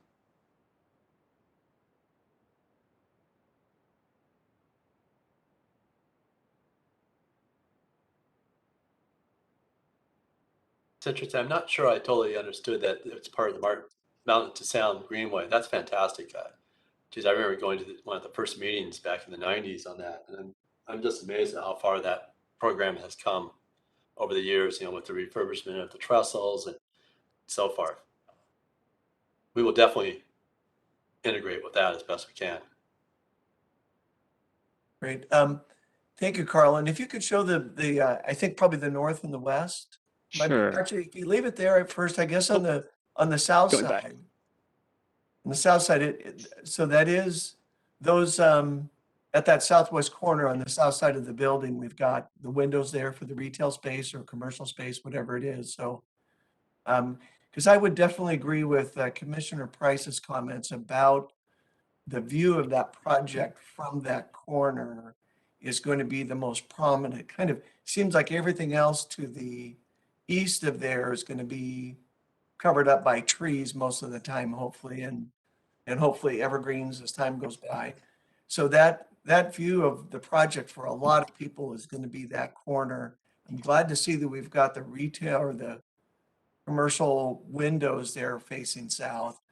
But I would agree there's a lot more that could and should be done with that corner specifically, both what's that at ground level, but the especially at the roof level. And then Carl, if you could show the west elevation as well. I think the other, in my mind, the other, I guess two things here. It shows again, that southwest corner to the right of the west elevation. It ends up looking fairly plain in my mind. And something there could be done more. And then again, I think that northwest corner is going to be the other elevation that is going to get the most attention. And it seemed like one of the buildings you showed, and I'm not sure if it was Bothell or not, but one of them showed kind of a rooftop lit extension. Yeah, that's Newcastle, right? Yeah, exactly. To me, something like that, the corner of that building seems much more like what we should be seeing at those two corners of this building. Could make it very distinctive, which would bring up my other comment, as I would agree that the issue about the rooftop modulation, I think, would be important. And looking at the north elevation, we get a long string of a very flat roof cover. And I know we're backing up to the hotel there, but being a 7-story building, it's going to be seen by a lot of people, even along that west elevation. The extent that there can be something done with some modulation, and if there are any sloped portions that could be added, not necessarily sloped portions, but even, I guess, sloped additions or whatever to that rooftop would go a long ways towards some of the feedback we've gotten about the Atlas apartments being very boxy structures. I do appreciate the fact that you've stepped back the frontage of the building in those upper levels, but at that very rooftop parapet, I think would be helpful too. So We'll thank take you. a look. Those are my comments. Thank you. I'm sorry. No, thank you. We'll take a look at the code, maybe some clear stories, which is like a little dormer treatment and some things like that. Maybe we can do those there. We'll take a look at the code and what we can do. And then one other comment, I guess, in terms of the departures from the SIDS requirements, I guess one thought to me, those all sounded like reasonable departures. Thank you. Commissioner Shore. Hello. I believe the applicant said that there was a transportation consultant on board. I wondered if they had just any general comments about this site. And I noticed when we were looking at the parking, it doesn't look like you could make a turn into that parking area from southbound 12th. And there's also a turn lane the full length of 12th right now, which looks like it would be gone after this project. Right. With the future plans for 12th, we're rechannelizing 12th as part of the plan, and that will be, of course, in the application. And I think someone else mentioned, to provide some sections on Newport. We'll provide some sections on 12th also to help explain how we're doing that. And do you think you would be able to add access from both directions on 12th or only northbound? I think that it might be a right turn in and right turn out only on 12th. I'm not sure. We're working with the city's staff on those requirements at this time. And frankly, we don't have the full scope yet from the city on what they need us to study on that. Okay. But I do think, what we are going to do, I mentioned, and it kind of falls into the comment about, putting a roof feature on that northwest corner of the building. at the base, we're going to probably set back the bay. I mean, the awning and the pedestrian experience will still be on the sidewalk. We're probably going to take out a bit of that bay to try to create better sight triangles for turning in and out of there, and better connections to knowing where to go. Brooke, I would just add to that as well. I mean, the majority of our parking is really loaded off of the eastern portion of the site, and so while the off Maple, and so while the 12th turn is obviously important to the functioning of the site, there is a good portion of that volume will be coming on the other end as well. So it's not all heavily loaded on one side. Are there any other questions or comments from commissioners this evening? I'll jump in with a couple of mine here real quick. A number of them have been covered already. Appreciate all the questions and comments so far. The internal courtyard or the through block connection in a 7-story building, have you really looked at the natural light and shadowing that's going to happen? And is it going to be an inviting place to be for, you know, those parts of the year that may not be so sunny? Meaning once the sun gets low on the horizon, you may have shadowing for most, if not all, of the courtyard for a good part of the year.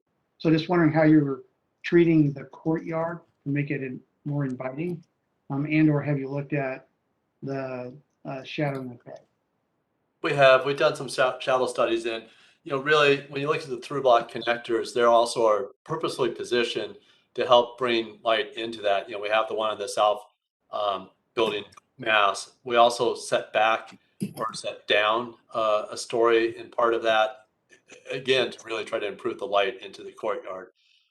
In the summer months, of course, we get a lot of westerly sunlight late in the day when people tend to be home and active. So again, part of the placement and design of the west connection on 12 was to help try to bring more light into that courtyard. You know, it's still deep. We are aware of that. We work through it on a lot of properties. You know, we're looking at some tiering and things on the we have to be careful about the grade because we want everyone to be able to circulate pretty carefully. But we're also looking at, you know, can we raise things up a little bit? A lot of that design is still in process, but it is definitely a concern of ours, and we have taken some steps and probably need to do a few more steps to get there. Great. So I just want to also throw my, you know, kind of support kind of comments around the corner condition, particularly on 12th and Newport Way. It's your opportunity, I think, to really create the building image and make a statement at that space. And then in building modulation and trying to deal with some of the kind of long and bulky kind of profile that the plans show here. So anything that you can do to create that modulation and interest, understanding that you've got design criteria that you're trying to thread the needle through as well. But at the same time, this is a fairly significant building, so you've got to get creative on that front. And then a question for staff. There's clearly disagreement on the ditch slash drainage along Newport Way. What's the process to resolve that? And because it does have a material impact on this building design, and is the commission involved at all with that process? There is the processes. That's Holly, your microphone. Put your microphone down. Thank you. So I wouldn't. That was a new one. It's not the universal signal yet, is it? So yeah, I wouldn't say there is disagreement. The process is that if there is question about characteristics on a site, then the applicant needs to provide reports that address the code criteria in 1810. And then it's peer reviewed by a professional in the field. And so until we get to a place where the peer reviewers can say that what is provided meets code, we'll have some back and forth. And I don't know if our peer reviewer wants to speak a bit more on that. I'll give them the opportunity if they'd like to. I will say that the city has been in touch with WDFW and is in conversations with them as well concerning the features, similar to what we heard on comments. So that is part of the conversation that is ongoing. Thank you, Ms. Merton. Mm-hmm. Are there other questions or comments from the commission this evening? I believe Commissioner Price has added an Oh, I'm addition. sorry, I missed that. Commissioner Price, thank you. That's all right. Thank you. This is Commissioner Kevin Price speaking again. I want to talk about the palette a little bit. I generally like what you presented. I would encourage you to keep pushing that and maintaining that direction. I think we want high quality materials. We want fine grained materials that are frankly reflective of the environment and the community. They're natural to a degree or have an appearance of natural. We are not inclined to want to see huge expanses of cementitious panel and things of that nature, a lot of Swiss pearl, hardy, you name it. I didn't see a lot of that presented. I saw a lot of brick. I see some simulated wood, etc. High quality storefronts will be a key ingredient, and for that pedestrian environment and the retail environment and the commercial environment. And additionally, this is a personal pet peeve. When the windows are black on the street level and then they go to white vinyl on the upper floors is a little disingenuous. So anything you can do, understanding there's a lot of windows and that's a huge expense. I think the building just needs to be harmonious and take your cues from the really, really bad examples that have been chastised throughout the community and as a not to do. And I think that will aid in your success. We've read all those reports and listened with great care to some of our competitors' projects. Thank you. Good advice. Commissioner Schulte. Thank you, Chair Brennan. Just wanted to echo some of the other comments regarding that southwest corner. Again, that's a great opportunity to really capitalize on, community engagement. I see retail being a struggle to get activated in this area. So again, activating those corners to promote that activity and attract the customer will be super critical.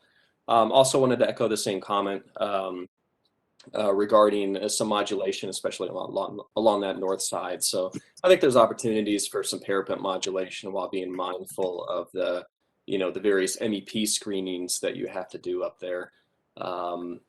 Especially once you start providing air conditioning to the units, and I see a lot going on up there. And then let's see. I think it's great that there's a push towards sustainability. Obviously, we're starting to see it all around us. So I applaud the efforts to explore that further. With the proposed solar panels on the roof, I think that's great. I encourage you to provide as much EV parking as possible because, as you've probably seen, EV adoption is high. And even I'm seeing, minimal requirements by city codes. It's just not enough these days. And then I just wanted to, regarding the departures, I have no comments. I'm in support of the departures that you're requesting, the 6 departures. So I think those are reasonable requests. Thank you. Great, thank you. Any other comments or questions this evening? One follow-up on your question, Commissioner Brennan, on the tributary stream ditch question. So the peer reviewer has to agree with the applicant. Is it the city's peer reviewer? What is the process there?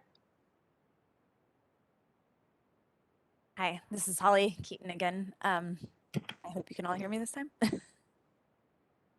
So again, the process is that if there is question about characteristics on the site, that the applicant has to provide a report addressing the characteristics in alignment with what is required in Chapter 1810.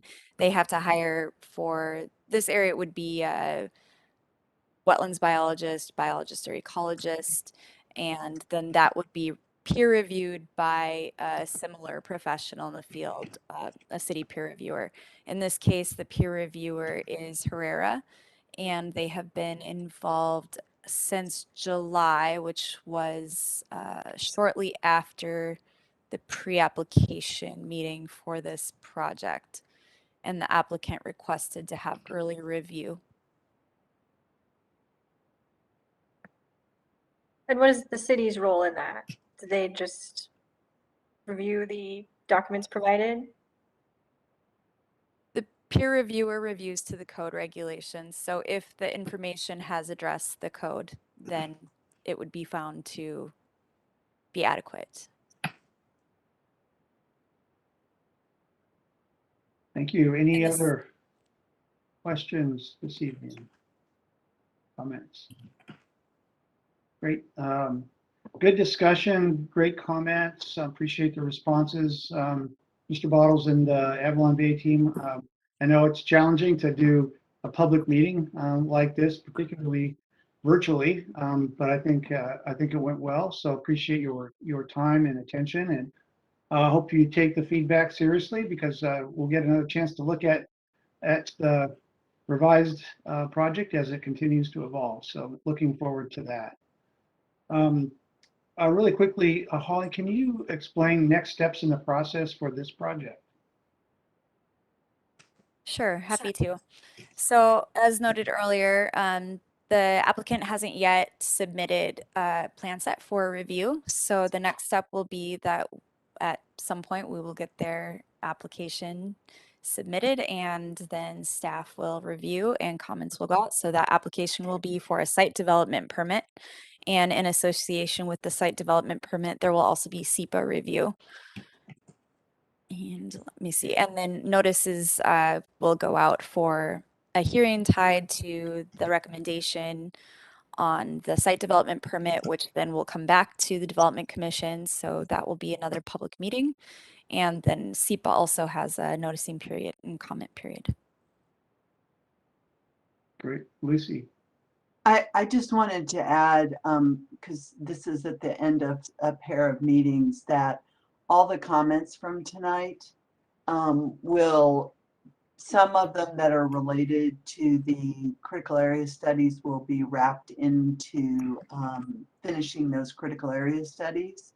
They're also provided to the environmental board in case there are policy implications for it. And then any of the comments that are not environmental will be carried forward into the SDP work that Holly was describing. Great, thanks for that additional information. That's helpful. So that concludes the neighborhood meeting and the community conference for the AvalonBay project. I might suggest that we take just a short break here, since we've been at this for a little over 2 hours. Give everybody a chance to fill your water bottle, stretch your legs. How about if we come back at 8:45, so just a few minutes here, and then back on. Don't log off the meeting, just camera and microphones off would be helpful. So thanks. Back at 8:45.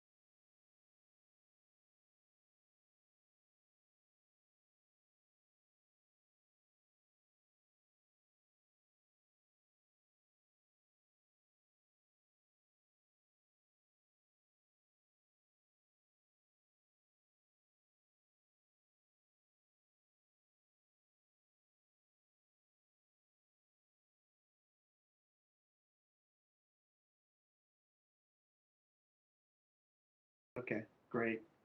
So we will kind of call the meeting back to order. So the next agenda item is feedback on a proposed changes to the Development Commission's role. So in the revised packet received on Friday, commissioners received the memos from staff prepared for the PPC regarding the proposed changes to Title 18's procedures and administration. One of the proposals includes changes to the Development Commission's role. Tonight is an opportunity for the DC to discuss and give feedback on the changes to the Planning and Policy Commission, or which the Planning and Policy Commission will discuss tomorrow evening. At the conclusion of the Development Commission's conversation, we will discuss if 1 to 3 commissioners would like to attend tomorrow's PPC meeting, where they will be considering the topic that we'll be discussing this evening. Another alternative would be for staff to summarize our feedback. So we can go through the conversation here, the presentation and our conversation, then decide how we'd like to transmit our feedback back to the Planning and Policy Commission. So we will proceed with a staff presentation by Planning Manager Lucy Sloman. Lucy. Thank you.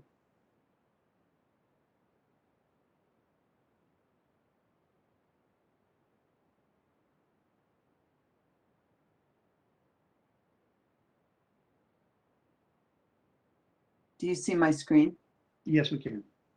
Okay, super. So as Chair Brennan mentioned, we're discussing the role of the Development Commission with land use permits. Currently, there are 3 main kinds of permits that the Commission has a role with: site development permits, preliminary plats, and master site plans. The first step, like the one we took tonight, can be a community conference. There's a lot of inconsistency right now, and so the community conference associated with the site development permit is only required in certain parts of town. Same with a preliminary plat. For a site development permit that's outside the central Issaquah or the urban villages. On the other hand, for a preliminary plat, it's required in the urban villages.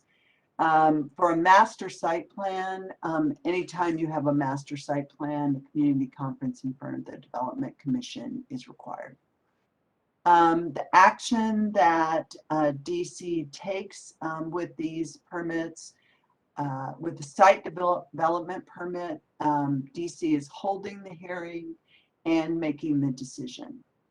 For a master site plan, you are holding the hearing and making a recommendation. The City Council would make the decision. With a preliminary plat, the hearing examiner holds the hearing and makes the decision. So what we're proposing is some changes. This little snippet here is the previous screen, just for box reference, that for all of these permits, you would provide early guidance once we received the full permit, and that the decision maker would be the hearing examiner holding both the hearing and the decision.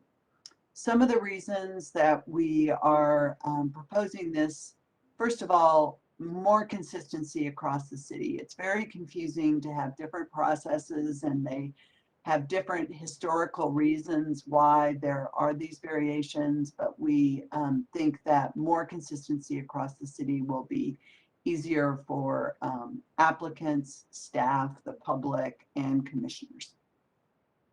Second, as we've mentioned in the memo, best practices recommend that hearing examiners make decisions rather than lay bodies, such as the commission or the council. And the third thing that we're looking at is ways to retain this kind of commission input into the decision, because we know that that it's a valuable part of that process. So really, we're interested in your thoughts on what is the best time and best way to involve the Development Commission with land use permits. Great, Lucy. So now I'm going to open the meeting for public comment. We'll have a chance to provide our comments or questions here in just a minute. If any member of the public would like to speak, please type the word question or comment in the chat box, and please direct chats to all panelists. When it's your turn, you will then be moved up as a panelist. If you're on the phone and not a computer, please press *3 on your phone or raise your virtual hand. Once you're moved up, you may then unmute your microphone, turn on your video, state your name, then proceed to ask your question or make your comment. Or if you prefer, you can enter your full comment or question in the chat, and a staff member will read it out loud. Unmute your microphone when you're finished, please. Before we get started, I'm going to ask that all comments and questions be kept to less than 5 minutes. Want to be succinct here this evening. It's getting late. This will allow everyone who wishes to speak a chance to talk. We also may have attendees joining by phone. So please introduce yourself each time before you speak. Are there any questions? And if so, please enter them in the chat. Connie Marsh has asked to make a comment. You have been made a panelist, Ms. Marsh.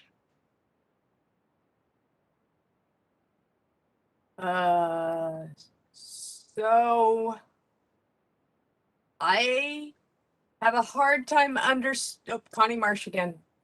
I have a hard time understanding how well your voices will be able to translate through the process if you aren't a decision maker.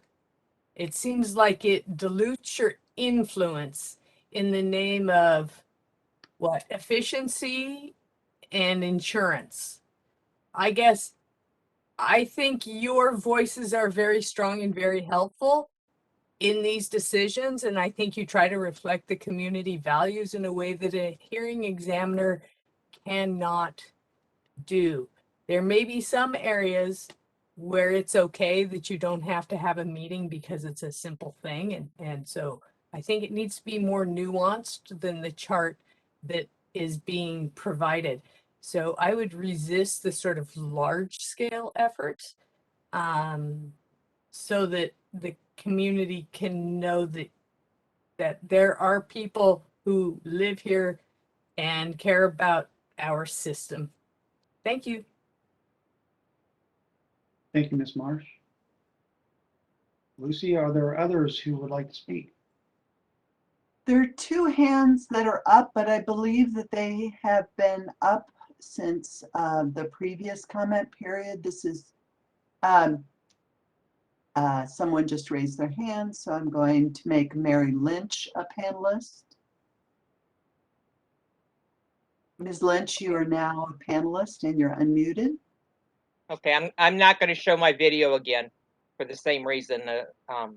I just want to also support what Connie said, because my experience, prior to COVID is that the Development Commission really helped to formulate what was happening.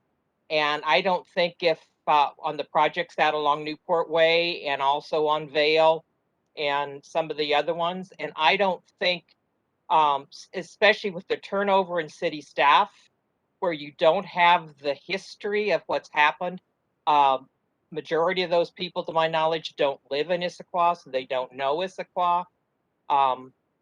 And then the same thing with the developers is I don't think we're going to get good decisions made, because without your involvement in being able to make decisions, I don't think the city or the citizens would have had the chance to give input in a timely fashion and had what limited impact we did have on those projects because of your decisions. If it goes to a hearing examiner, I think there's no use to even give public comment, because I don't think our voices will be heard. Thank you.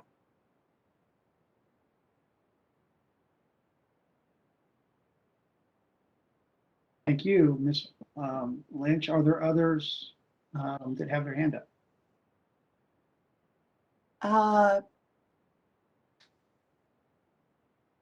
Tim Kimball and Geraldine Carey, I believe you have your hands up from the previous comment period. Could you lower your hand if you're not asking to comment now?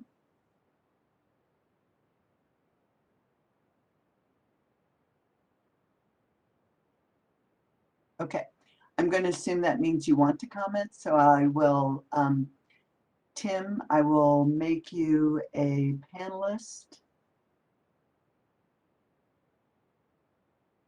And you've been unmuted, Mr. Kimball.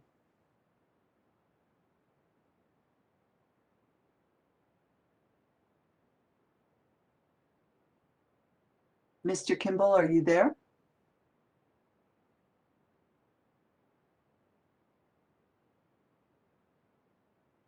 Okay. Okay. I'm going to return Mr. Kimball to an attendee. Geraldine Carey, I'm making you a panelist. You have been unmuted. Ms. Carey, do you care to make comments? No, I'm just trying to get back in. I accidentally exited. Okay. No, that was me doing that. I thought you had your hand up to make comments. No, Thank I you. did not. Thank you, Lucy. Okay. Yep.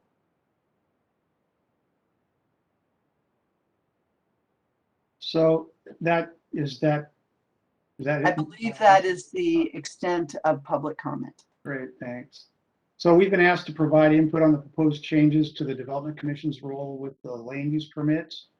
So it's our opportunity to provide, I guess, to discuss and think about the feedback that we would collectively like to provide to the Planning and Policy Commission as they consider the policy changes that are before them on Title 18 and the administrative provisions. Is there someone who would like to start us off? I can see everybody, so I think we can probably just raise hands at this point. Commissioner Price. Thank you. This is Kevin Price speaking again. You know, I'm all in support of predictability. I'm very much in support of streamlining the process.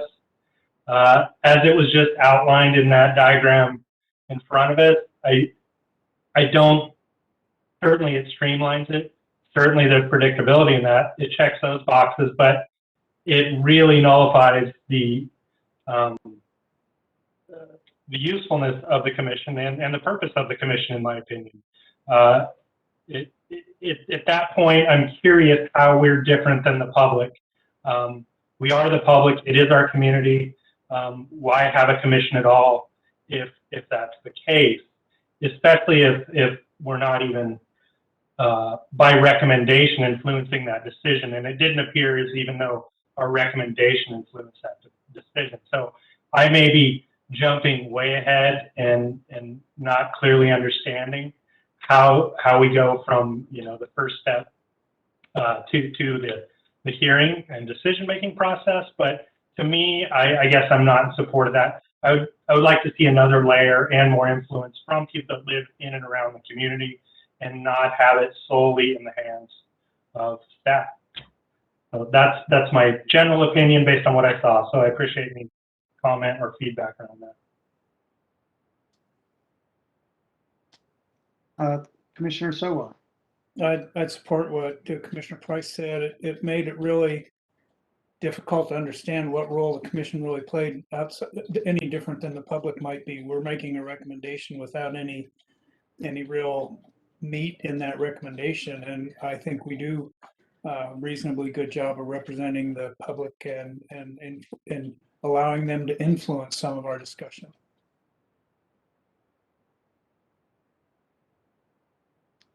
Sorry, Commissioner Sanford. Thanks, Richard Sanford. So it's my understanding that there can only be one open record hearing regarding STPs, is that correct? And yeah, and that hearing then would be before the hearing examiner, that meeting would be before the hearing examiner, not before us. And I was wondering, in terms of the recommendation to the hearing examiner, is it envisioned that we would recommend complete with conditions as we've assigned conditions in the past? If so, it seems to me that we're developing those conditions without any input from the community at all. So that seems to be at cross purposes to me. Lucy, it might be helpful to explain a little bit more about how at least this proposed process change would work to help us grasp this a little bit better. So I think one thing that's important that you're highlighting is that these are very early discussions and considerations in the process of trying to identify the many ways that we need to upgrade and update Title 18. And so I think the first thing I would say is we haven't fleshed this out very far. I think we want to identify policy and code gaps and have a conversation with the commissions and the public before we go and spend a lot of time trying to craft something. So I think that what we're proposing is more than what you were doing tonight, which is it is an early guidance meeting. A community conference is an early guidance, but the permit, we haven't received the full permit. And so the thought is that once the full permit is come in, as we're doing the first sort of detailed review with the applicant, that the commission and the public would have an opportunity to really help all the parties dig into what has been presented and help shape that and ensure that if there are any gradients, any options that are part of the development standards, that the community gets to help weigh in on those. And I think it is different than the role of the public. We get many letters and written comments. I think that the commission's expertise and ability to really study and review the materials and comment on it is more valuable than, not more valuable, is different than the kind of feedback we get from the community. Yeah, and I think that an area in which we have really been able to add some value in this process is through assigning conditions to some of these permits that are eventually approved. And I think that that's pretty critical to our role. And the community has been able to inform that process hugely in meetings in which we were involved with them. So that seems like a very valuable aspect of all this to me. And I guess the aim is to reduce risk. The recommendations are from a risk group in state of Washington, and I guess there are others. And I was interested to know exactly how would moving the decision process to the hearing examiner reduce risk? Is it a matter of possibility of procedural errors on the part of the commission that's considered here exactly? Because that probably is a real issue that we should consider, especially with some litigation that we've dealt with in the past. So I'm certainly for us retaining all of the community input that we can possibly have. But on the other hand, I think we've been sometimes involved in trying to make decisions for which we weren't ultimately the qualified experts. So I'm interested to see, in the city's view, how this reduces risk. I understand that the hearing examiner is an attorney with required 7 years land use experience and so on. But the person is appointed for 1 year by the mayor, and I guess, may come and go. But I just like to see how overall risk reduction is addressed by this proposal. So I think the risk that lay bodies have sometimes encountered is being swayed potentially by emotions more than standards and criteria and the rules and regulations that are in place. And in making a decision from a, say, more emotional rather than objective position, then runs the risk of lawsuits, appeals, and other challenges which could be upheld. Minnie, do you have something you would like to add?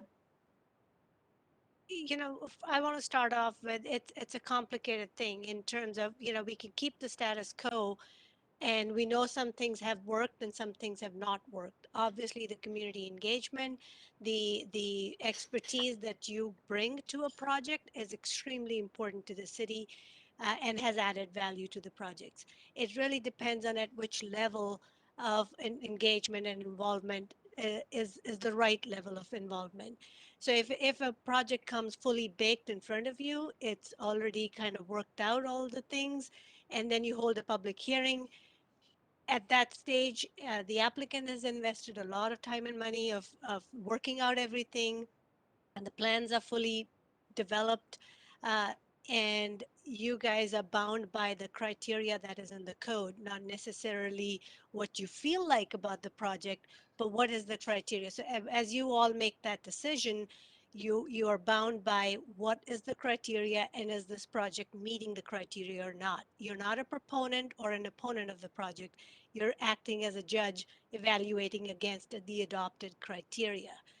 So we're trying to figure out how this process can be so that we can get some of your concerns at a level that can actually inform and make an impact or change the project.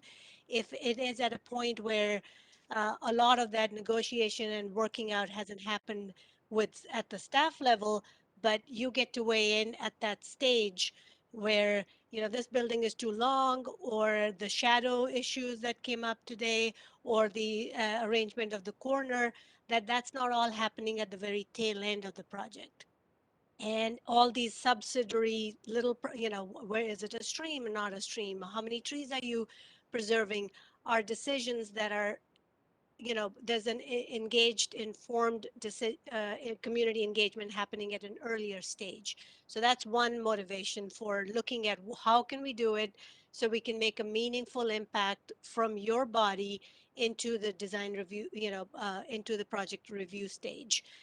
The risk assessment question, it's like Lucy said, it's because, you know, when it's a body making a decision, there's more chances that you can have an ex parte communication, that you may have to recuse from the decision making. You really can go to the site. If someone walks up to you and starts having a conversation, you can't have that. So there are more issues related to those kind of things that can be overcome. But the biggest risk is if you feel very strongly about the project and you want to either deny it or, but it is in compliance with the criteria, adopted criteria, where does that leave you or the city? So it's a complicated thing. And then the last thing I will add to is for the last column that Lucy had, where it's a site development permit or a master MSP permit, where you're making a recommendation to the city council. The community doesn't understand that they can't directly talk to their council members. So council members have expressed a concern because they're ultimately making a decision on a project that they are not going to be holding a public hearing. The community doesn't understand that they can't write to their electeds. So we get a barrage of emails about a project that the council then has to say, you know, cannot even respond to. So there are some issues with our process that we're trying to sort out. We want to keep your engagement and your involvement where it's meaningful and it can make a difference. While meeting all those legal issues, you know, whether counting how many trees are saved and verifying that and adding that condition, is that the role that you see yourselves making a difference, or is it at a stage where, and again, if we get whatever direction we choose to go based on the input from you and the policy commission and ultimately council's decision, we will work through some of those details of what this early process looks like. What is the criteria for the early process? Is it a formal recommendation? So those details will be formed based on some of these early conversations and decisions of which way to go. So that's the level of feedback we're looking for today. Okay, just one more comment, follow up on that if I may, and then I'll mute. So was it considered that the option of Development Commission hosting the community meeting and the hearing examiner making the final decision? So that in that way we would still have access to the public to recommend conditions, for example, but we would remove the risk of our culpability possibly in making the decision. That decision would still reside with the hearing examiner. Yeah, all of those details, once we figure out the framework of how, how all of these, desired outcomes we expect from our process, predictability, in community engagement, feedback from an expert body like yours, and those details will have to be worked out about how many obviously we can't have more than one open record hearing, but if it's not a hearing, what does that look like, feel like? So from a legal perspective, we'll work out those details. But at this stage, at a higher level, how do we want to, what are the issues that you see sitting on this board, and what are your thoughts in terms of improving it or keeping it as is if it is working? I saw Commissioner Soa and Commissioner Morgan. I think you were almost raising your hand there, but anyway, Commissioner Soa. Well, it's a little difficult. It seems like we're being asked to make a decision on something that we don't know the final look of. And so I think I'll just say, I think the commission has done a good job on stepping away from their emotional sense, right or wrong, and making decisions on following the code and making sure that even if we had feelings one way or the other, if the code permitted something, we held up the code. And so I guess I honestly can't think of very many mistakes that we've made. So I'm not real big on thinking that we need to make a whole lot of changes. Commissioner Morgan. You're muted. Yeah, I mean, as you probably know, I've been on the commission for like a quarter century. I don't think we've ever been sued by a developer or anything like that. I think staff does an excellent job of keeping us in our lane in terms of where our decisions can be made, what we can and can't do. And I think also that we've done a good job of trying to be consistent in the decisions we've made between projects as well. I do think one of the changes, I've always felt that we are not a technical board per se in terms of ditches, streams, some of the environmental questions. I don't think we're necessarily the right body to be making those kind of decisions. I do wonder if we should be transitioning to more of a design review board, like you would see in somewhere like Seattle, where what we're looking at is what the public will see, and that would be in terms of form of buildings, colors, access, those kind of things. What's that experience in the community going to be like? And I still think we're a better board to make those kind of decisions than a hearing examiner that essentially is an attorney that has to look and say, here's my interpretation of the law, regardless of what I think the community would prefer. Because I do think it would be tough if an applicant came in and said, hey, these designs technically meet the code. You're a hearing examiner, you have to say if it meets the code, it works. It doesn't matter if the commission said they think there's something that should be changed about it to fit in better. And so if we end up having the design of buildings being at the whim of a single attorney to make those decisions if they fit in the community, I don't think is helpful. I would prefer, if we make this change, maybe it is to our decisions become more limited in terms of, say, site and building design, and less in terms of other things like rivers, creeks, streams, ditches, those kind of things, other technical aspects of it that could speed the process. And perhaps that can be done early in the project, that we can make our decision so they can move forward saying, okay, we now know we have the look of a building and design we have. So my thoughts. Thank you. Are there others that have thoughts? Commissioner Shore. Hello. The memo said this was pretty recent recommendation. Have any other agencies or cities made changes that you guys know of? In terms of switching to hearing examiners, is that what you were asking? Yes, yeah. I don't know that we've done a survey. I think it is common to have a hearing examiner in that position. Okay. And I think like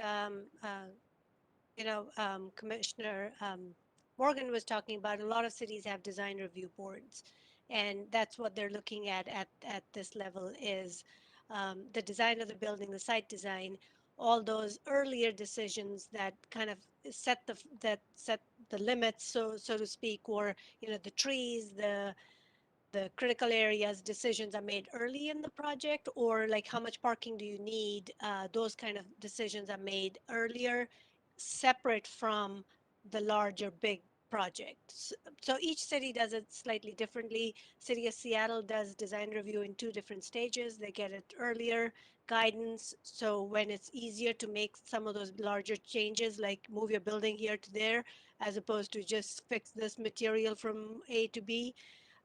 So they do it in a 2-part, the design review part. But a lot of conditional use permits, other kind of things are hearing examiner. And that, that has been a practice for a lot of cities for a long time. Would the hearing examiner be involved earlier in the process or just at the final decision? Generally, they hold a public hearing and make a decision at the end. Okay.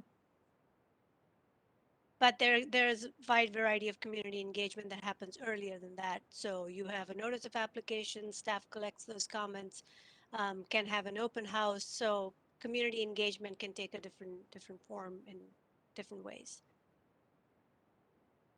The other end of the spectrum too is you can transfer more of the decision making to the director. So it is, there's a lot of flexibility in how permit processes can be structured and where the decision making falls. There are some things that are driven by state statute, but a lot of local authority on how permit processes work. I will admit that the Issaquah permit process can be a little unpredictable. It's a challenging one. There are a number of steps, and for a developer, that adds risk and time, and so that costs money. So you want to make sure that there's value added, I think, in the way that the process is structured. The comments about early engagement, that is where we clearly have more influence in shaping a project, including things where it is the voice of the citizen that we're playing here, or the community saying, how does it fit? How does it look? Is it compatible with the things that are going on around it? And in all honesty, some of those comments are not driven by specific codes. They're driven by people that live and visit the community on a regular basis are experiencing that. And so I think the commission can provide that kind of voice and influence. I think there's Commissioner Morgan's point about clarity of the role of the commission. It has been challenging at times to understand how far we go down the technical path on transportation or environmental and critical areas, et cetera. So I think anything that you can do to define more clearly the role the commission plays, I think would, one, reduce the risk factor and add some more clarity in the process, but also add some efficiency, I think, that you were talking about, and the risk too, although I will agree, I think we've been appealed, but we have not been sued that I know of.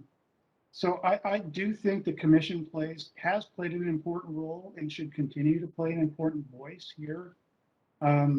Backing out the decision-making authority as under the quasi-judicial role that we have played over the years, it does have an influence on the influence that the commission has. If you are not the ultimate decision maker and that goes elsewhere. So I think if this does head down the path of taking that decision-making authority and placing it elsewhere, either with the director or with the hearing examiner, we need to try to build in strength of influence. I think that this commission would have in reviewing those projects and ensuring that they do fit within the community and the code. So this one, like you said, is complicated on a lot of levels because you've got multiple interests that you're trying to balance as you rethink the process here. So it's not a one size fits all, but I would definitely advocate for maintaining a level of strong influence by the commission on projects because I think it has had a positive impact on the built environment in the city. Other comments, questions? Commissioner Price. Hi, thank you. This is Commissioner Price speaking again. I really do appreciate everybody's comments, pro and con, and the thoughtfulness, and I get both sides of this, and I can think, of paths that would be a great outcome in both scenarios. I would like to circle back, however, if we're going to float this notion of design review board and what a slippery slope that really is. Having served on the City of Seattle Design Review Board, I would contend they have little to no influence on these projects. It's basically fast food. You would have a 2-hour meeting, you would have the applicant presentation, public comment period, and the board would have 15 minutes to deliberate and decide on a project. So, and frankly, going back to the intangible, more emotional component of it, we had very distinct criteria which we could weigh in on, and we had to stay in that lane, which is fine. I get that, but that lane was so narrow, it was already pre-prescribed in the code, and these buildings are going to look how they're going to look. Just drive through Seattle. It is what it is, and it endeavors to do a great thing, and it endeavors to include the public. But I would also argue that the public didn't really have that much influence. So if we're going to introduce that mechanism into our process, I would just ask us to be very careful of how we define that role to ensure that we are here to preserve, enhance, and carry forward the image of this community as community members that are appointed to a commission. I think it's a critical role. I could see us not being the decision maker, but I would also not turn this into theater, which is what I perceive the design review board being.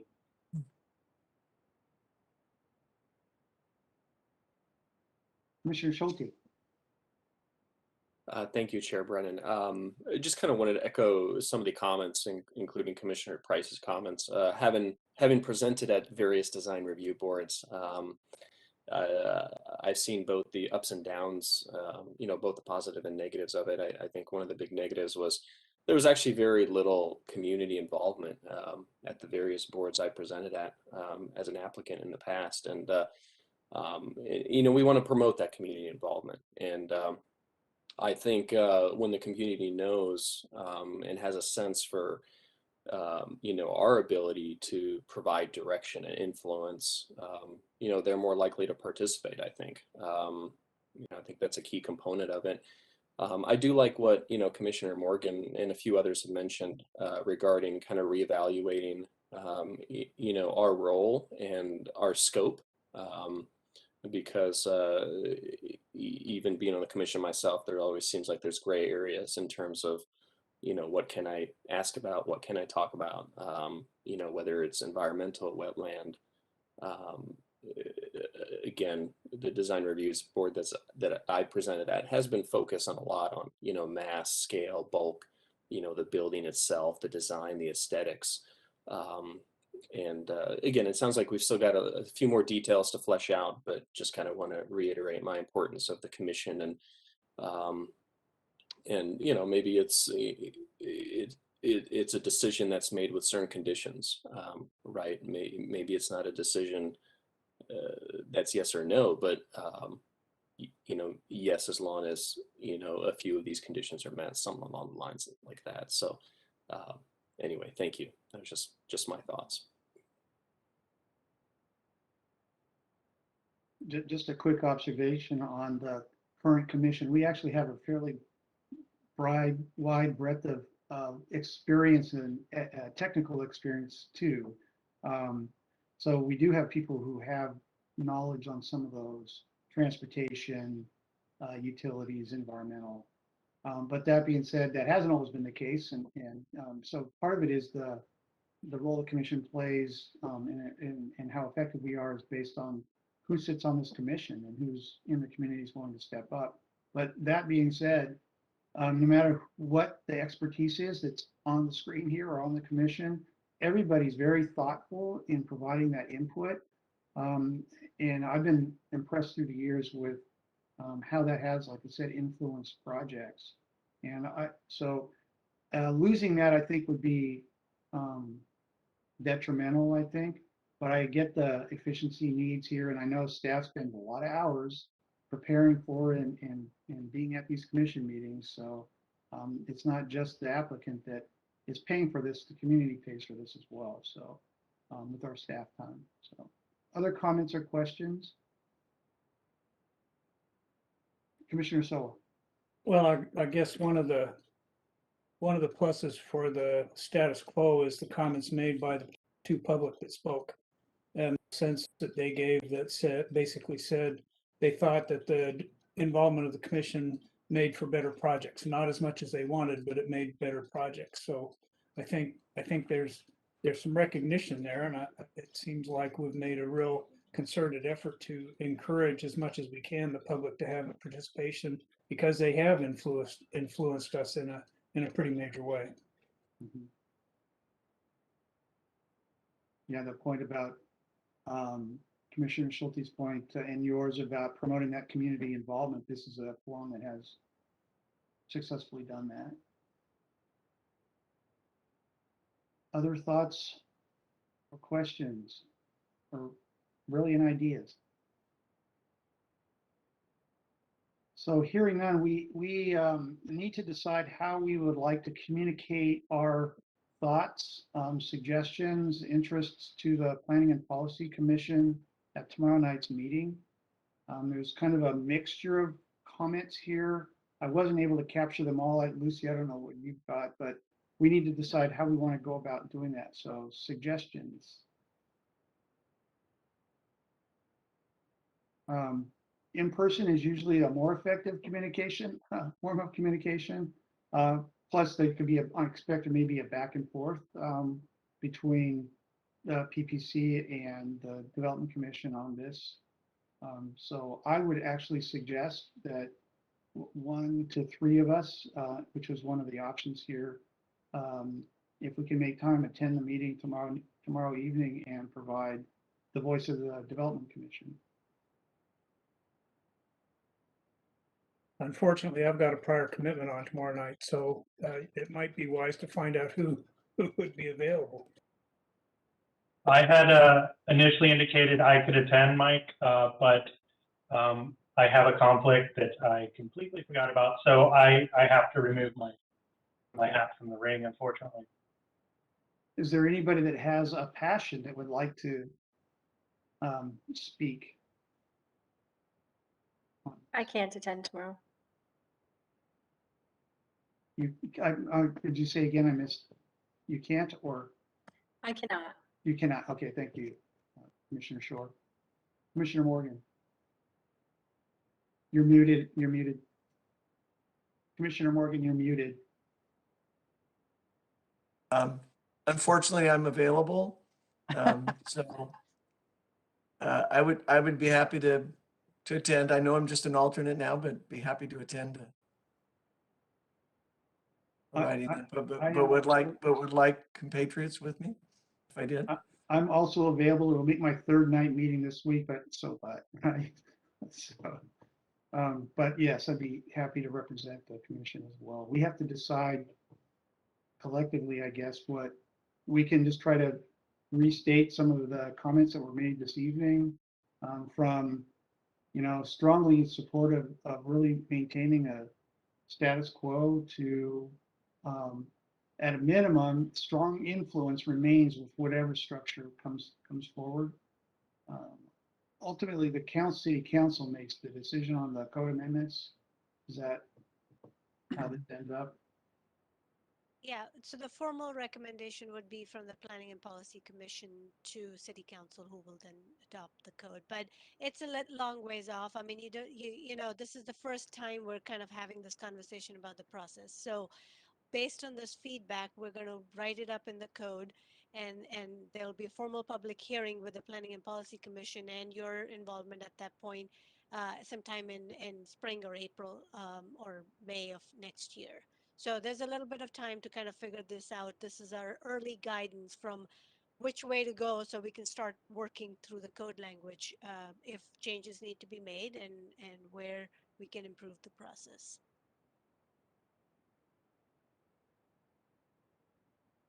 Any advice for Commissioner Morgan and me for tomorrow night? Yes, so there are 6 topics tomorrow night, all on process and procedures. So one is the public notice. How will we notifying people? What are the minimum thresholds for SEPA?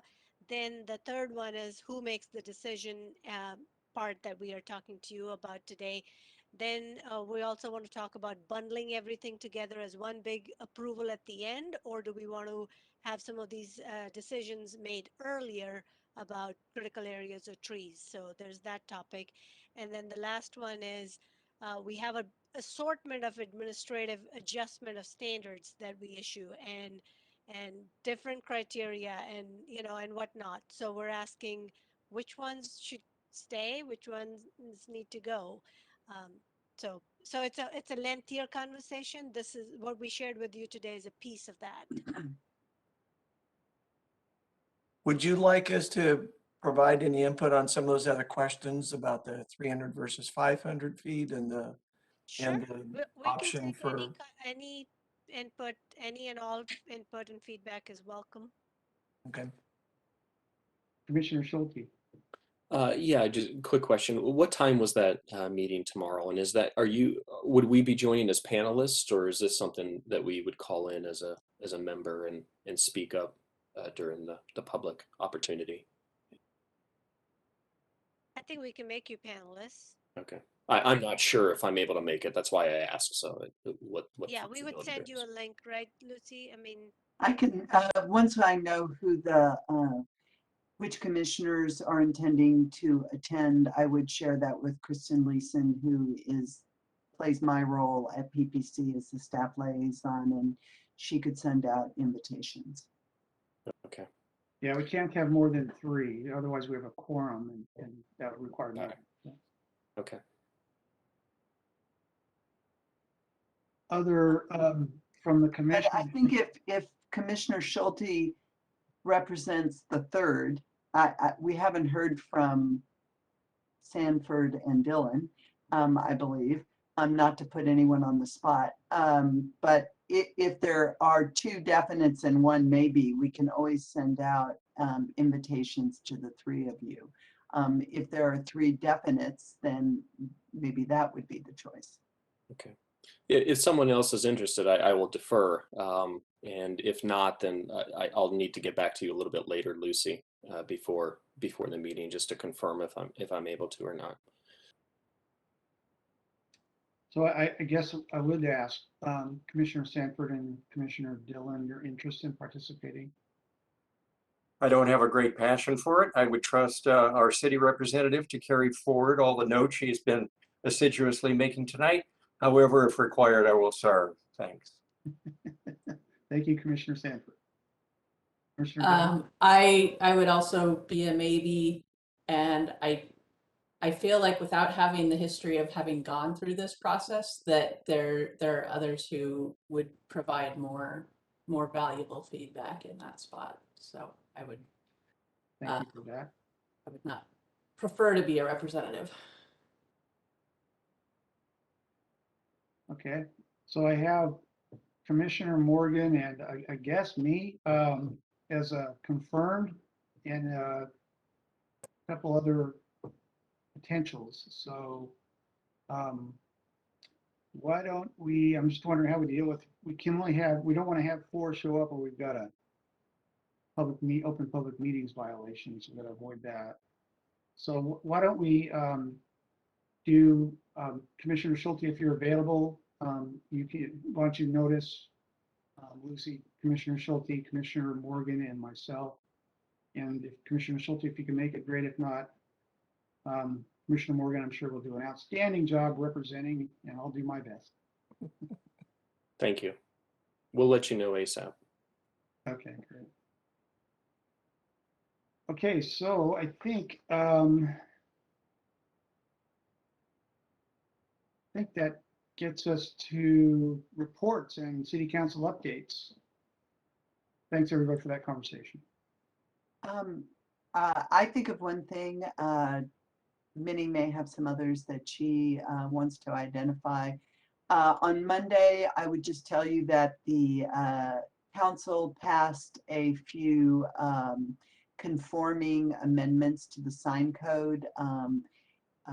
It has demonstrated all the challenges that we have found with code writing where things are dribbed and drabbed around various sections, and sign regulations are put into 9 non-side code chapters.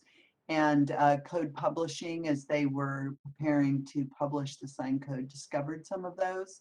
And so that was approved on the consent agenda on Monday. Minnie, is there any other council action? No. No, I think I just want to thank everyone for the lateness of the hour and you know, and your time tomorrow as well. So appreciate everyone's expertise and time. Thank you. Our pleasure to serve, of course. Is there any other business or announcements? The only other thing I would add is that we have a permit that we think will be coming up maybe in late December or early next year, which is the Brown Bear Car Wash. So that will should be coming to you soon. And we expect that Providence Heights wouldn't come to you until probably February at the earliest. Okay, so this may be our final meeting for this year. I believe that's true because there are no PPC meetings. I think you're attending in December. Commissioner Shore had her hand up. Holiday break even. Excellent. Sorry, just a quick question. The hearing examiner, development commission, those changes, when would those take effect? Is there a rough timeline or? End of next year, beginning of 2023. I mean, we're anticipating the public hearing in August and maybe September next year, and that's when it goes to council. Okay. After that. So one more, I guess one more, since we won't be meeting again most likely this year. I heard rumor that the recording secretary, Susan Lowe, who has been helping with keeping track of all the things we do and say for a long time, and she is absolutely outstanding, is retiring. So I just wanted to tell Susan on behalf of the entire commission, thank you for all you've done. Your work is amazing. How you capture in a very understandable way, and very rarely do we find an issue with the minutes. So best of luck to you and best wishes in your next adventure in retirement. I had not heard that about Susan retiring, and I just have to add on to that. I mean, Susan, you have done incredible work for a very long time, and unlike some of us, but by which I mean me, you had to pay attention to the whole meeting all the time. So yeah, it's extreme pleasure to work with you. You do an amazing job. You will be definitely missed. So thank you. Absolutely. Echo that. Thank Thank you. you, Susan. Thanks, Susan. And with that, we will adjourn the meeting at 9:40. Thanks, everybody. Have a good rest of your evening.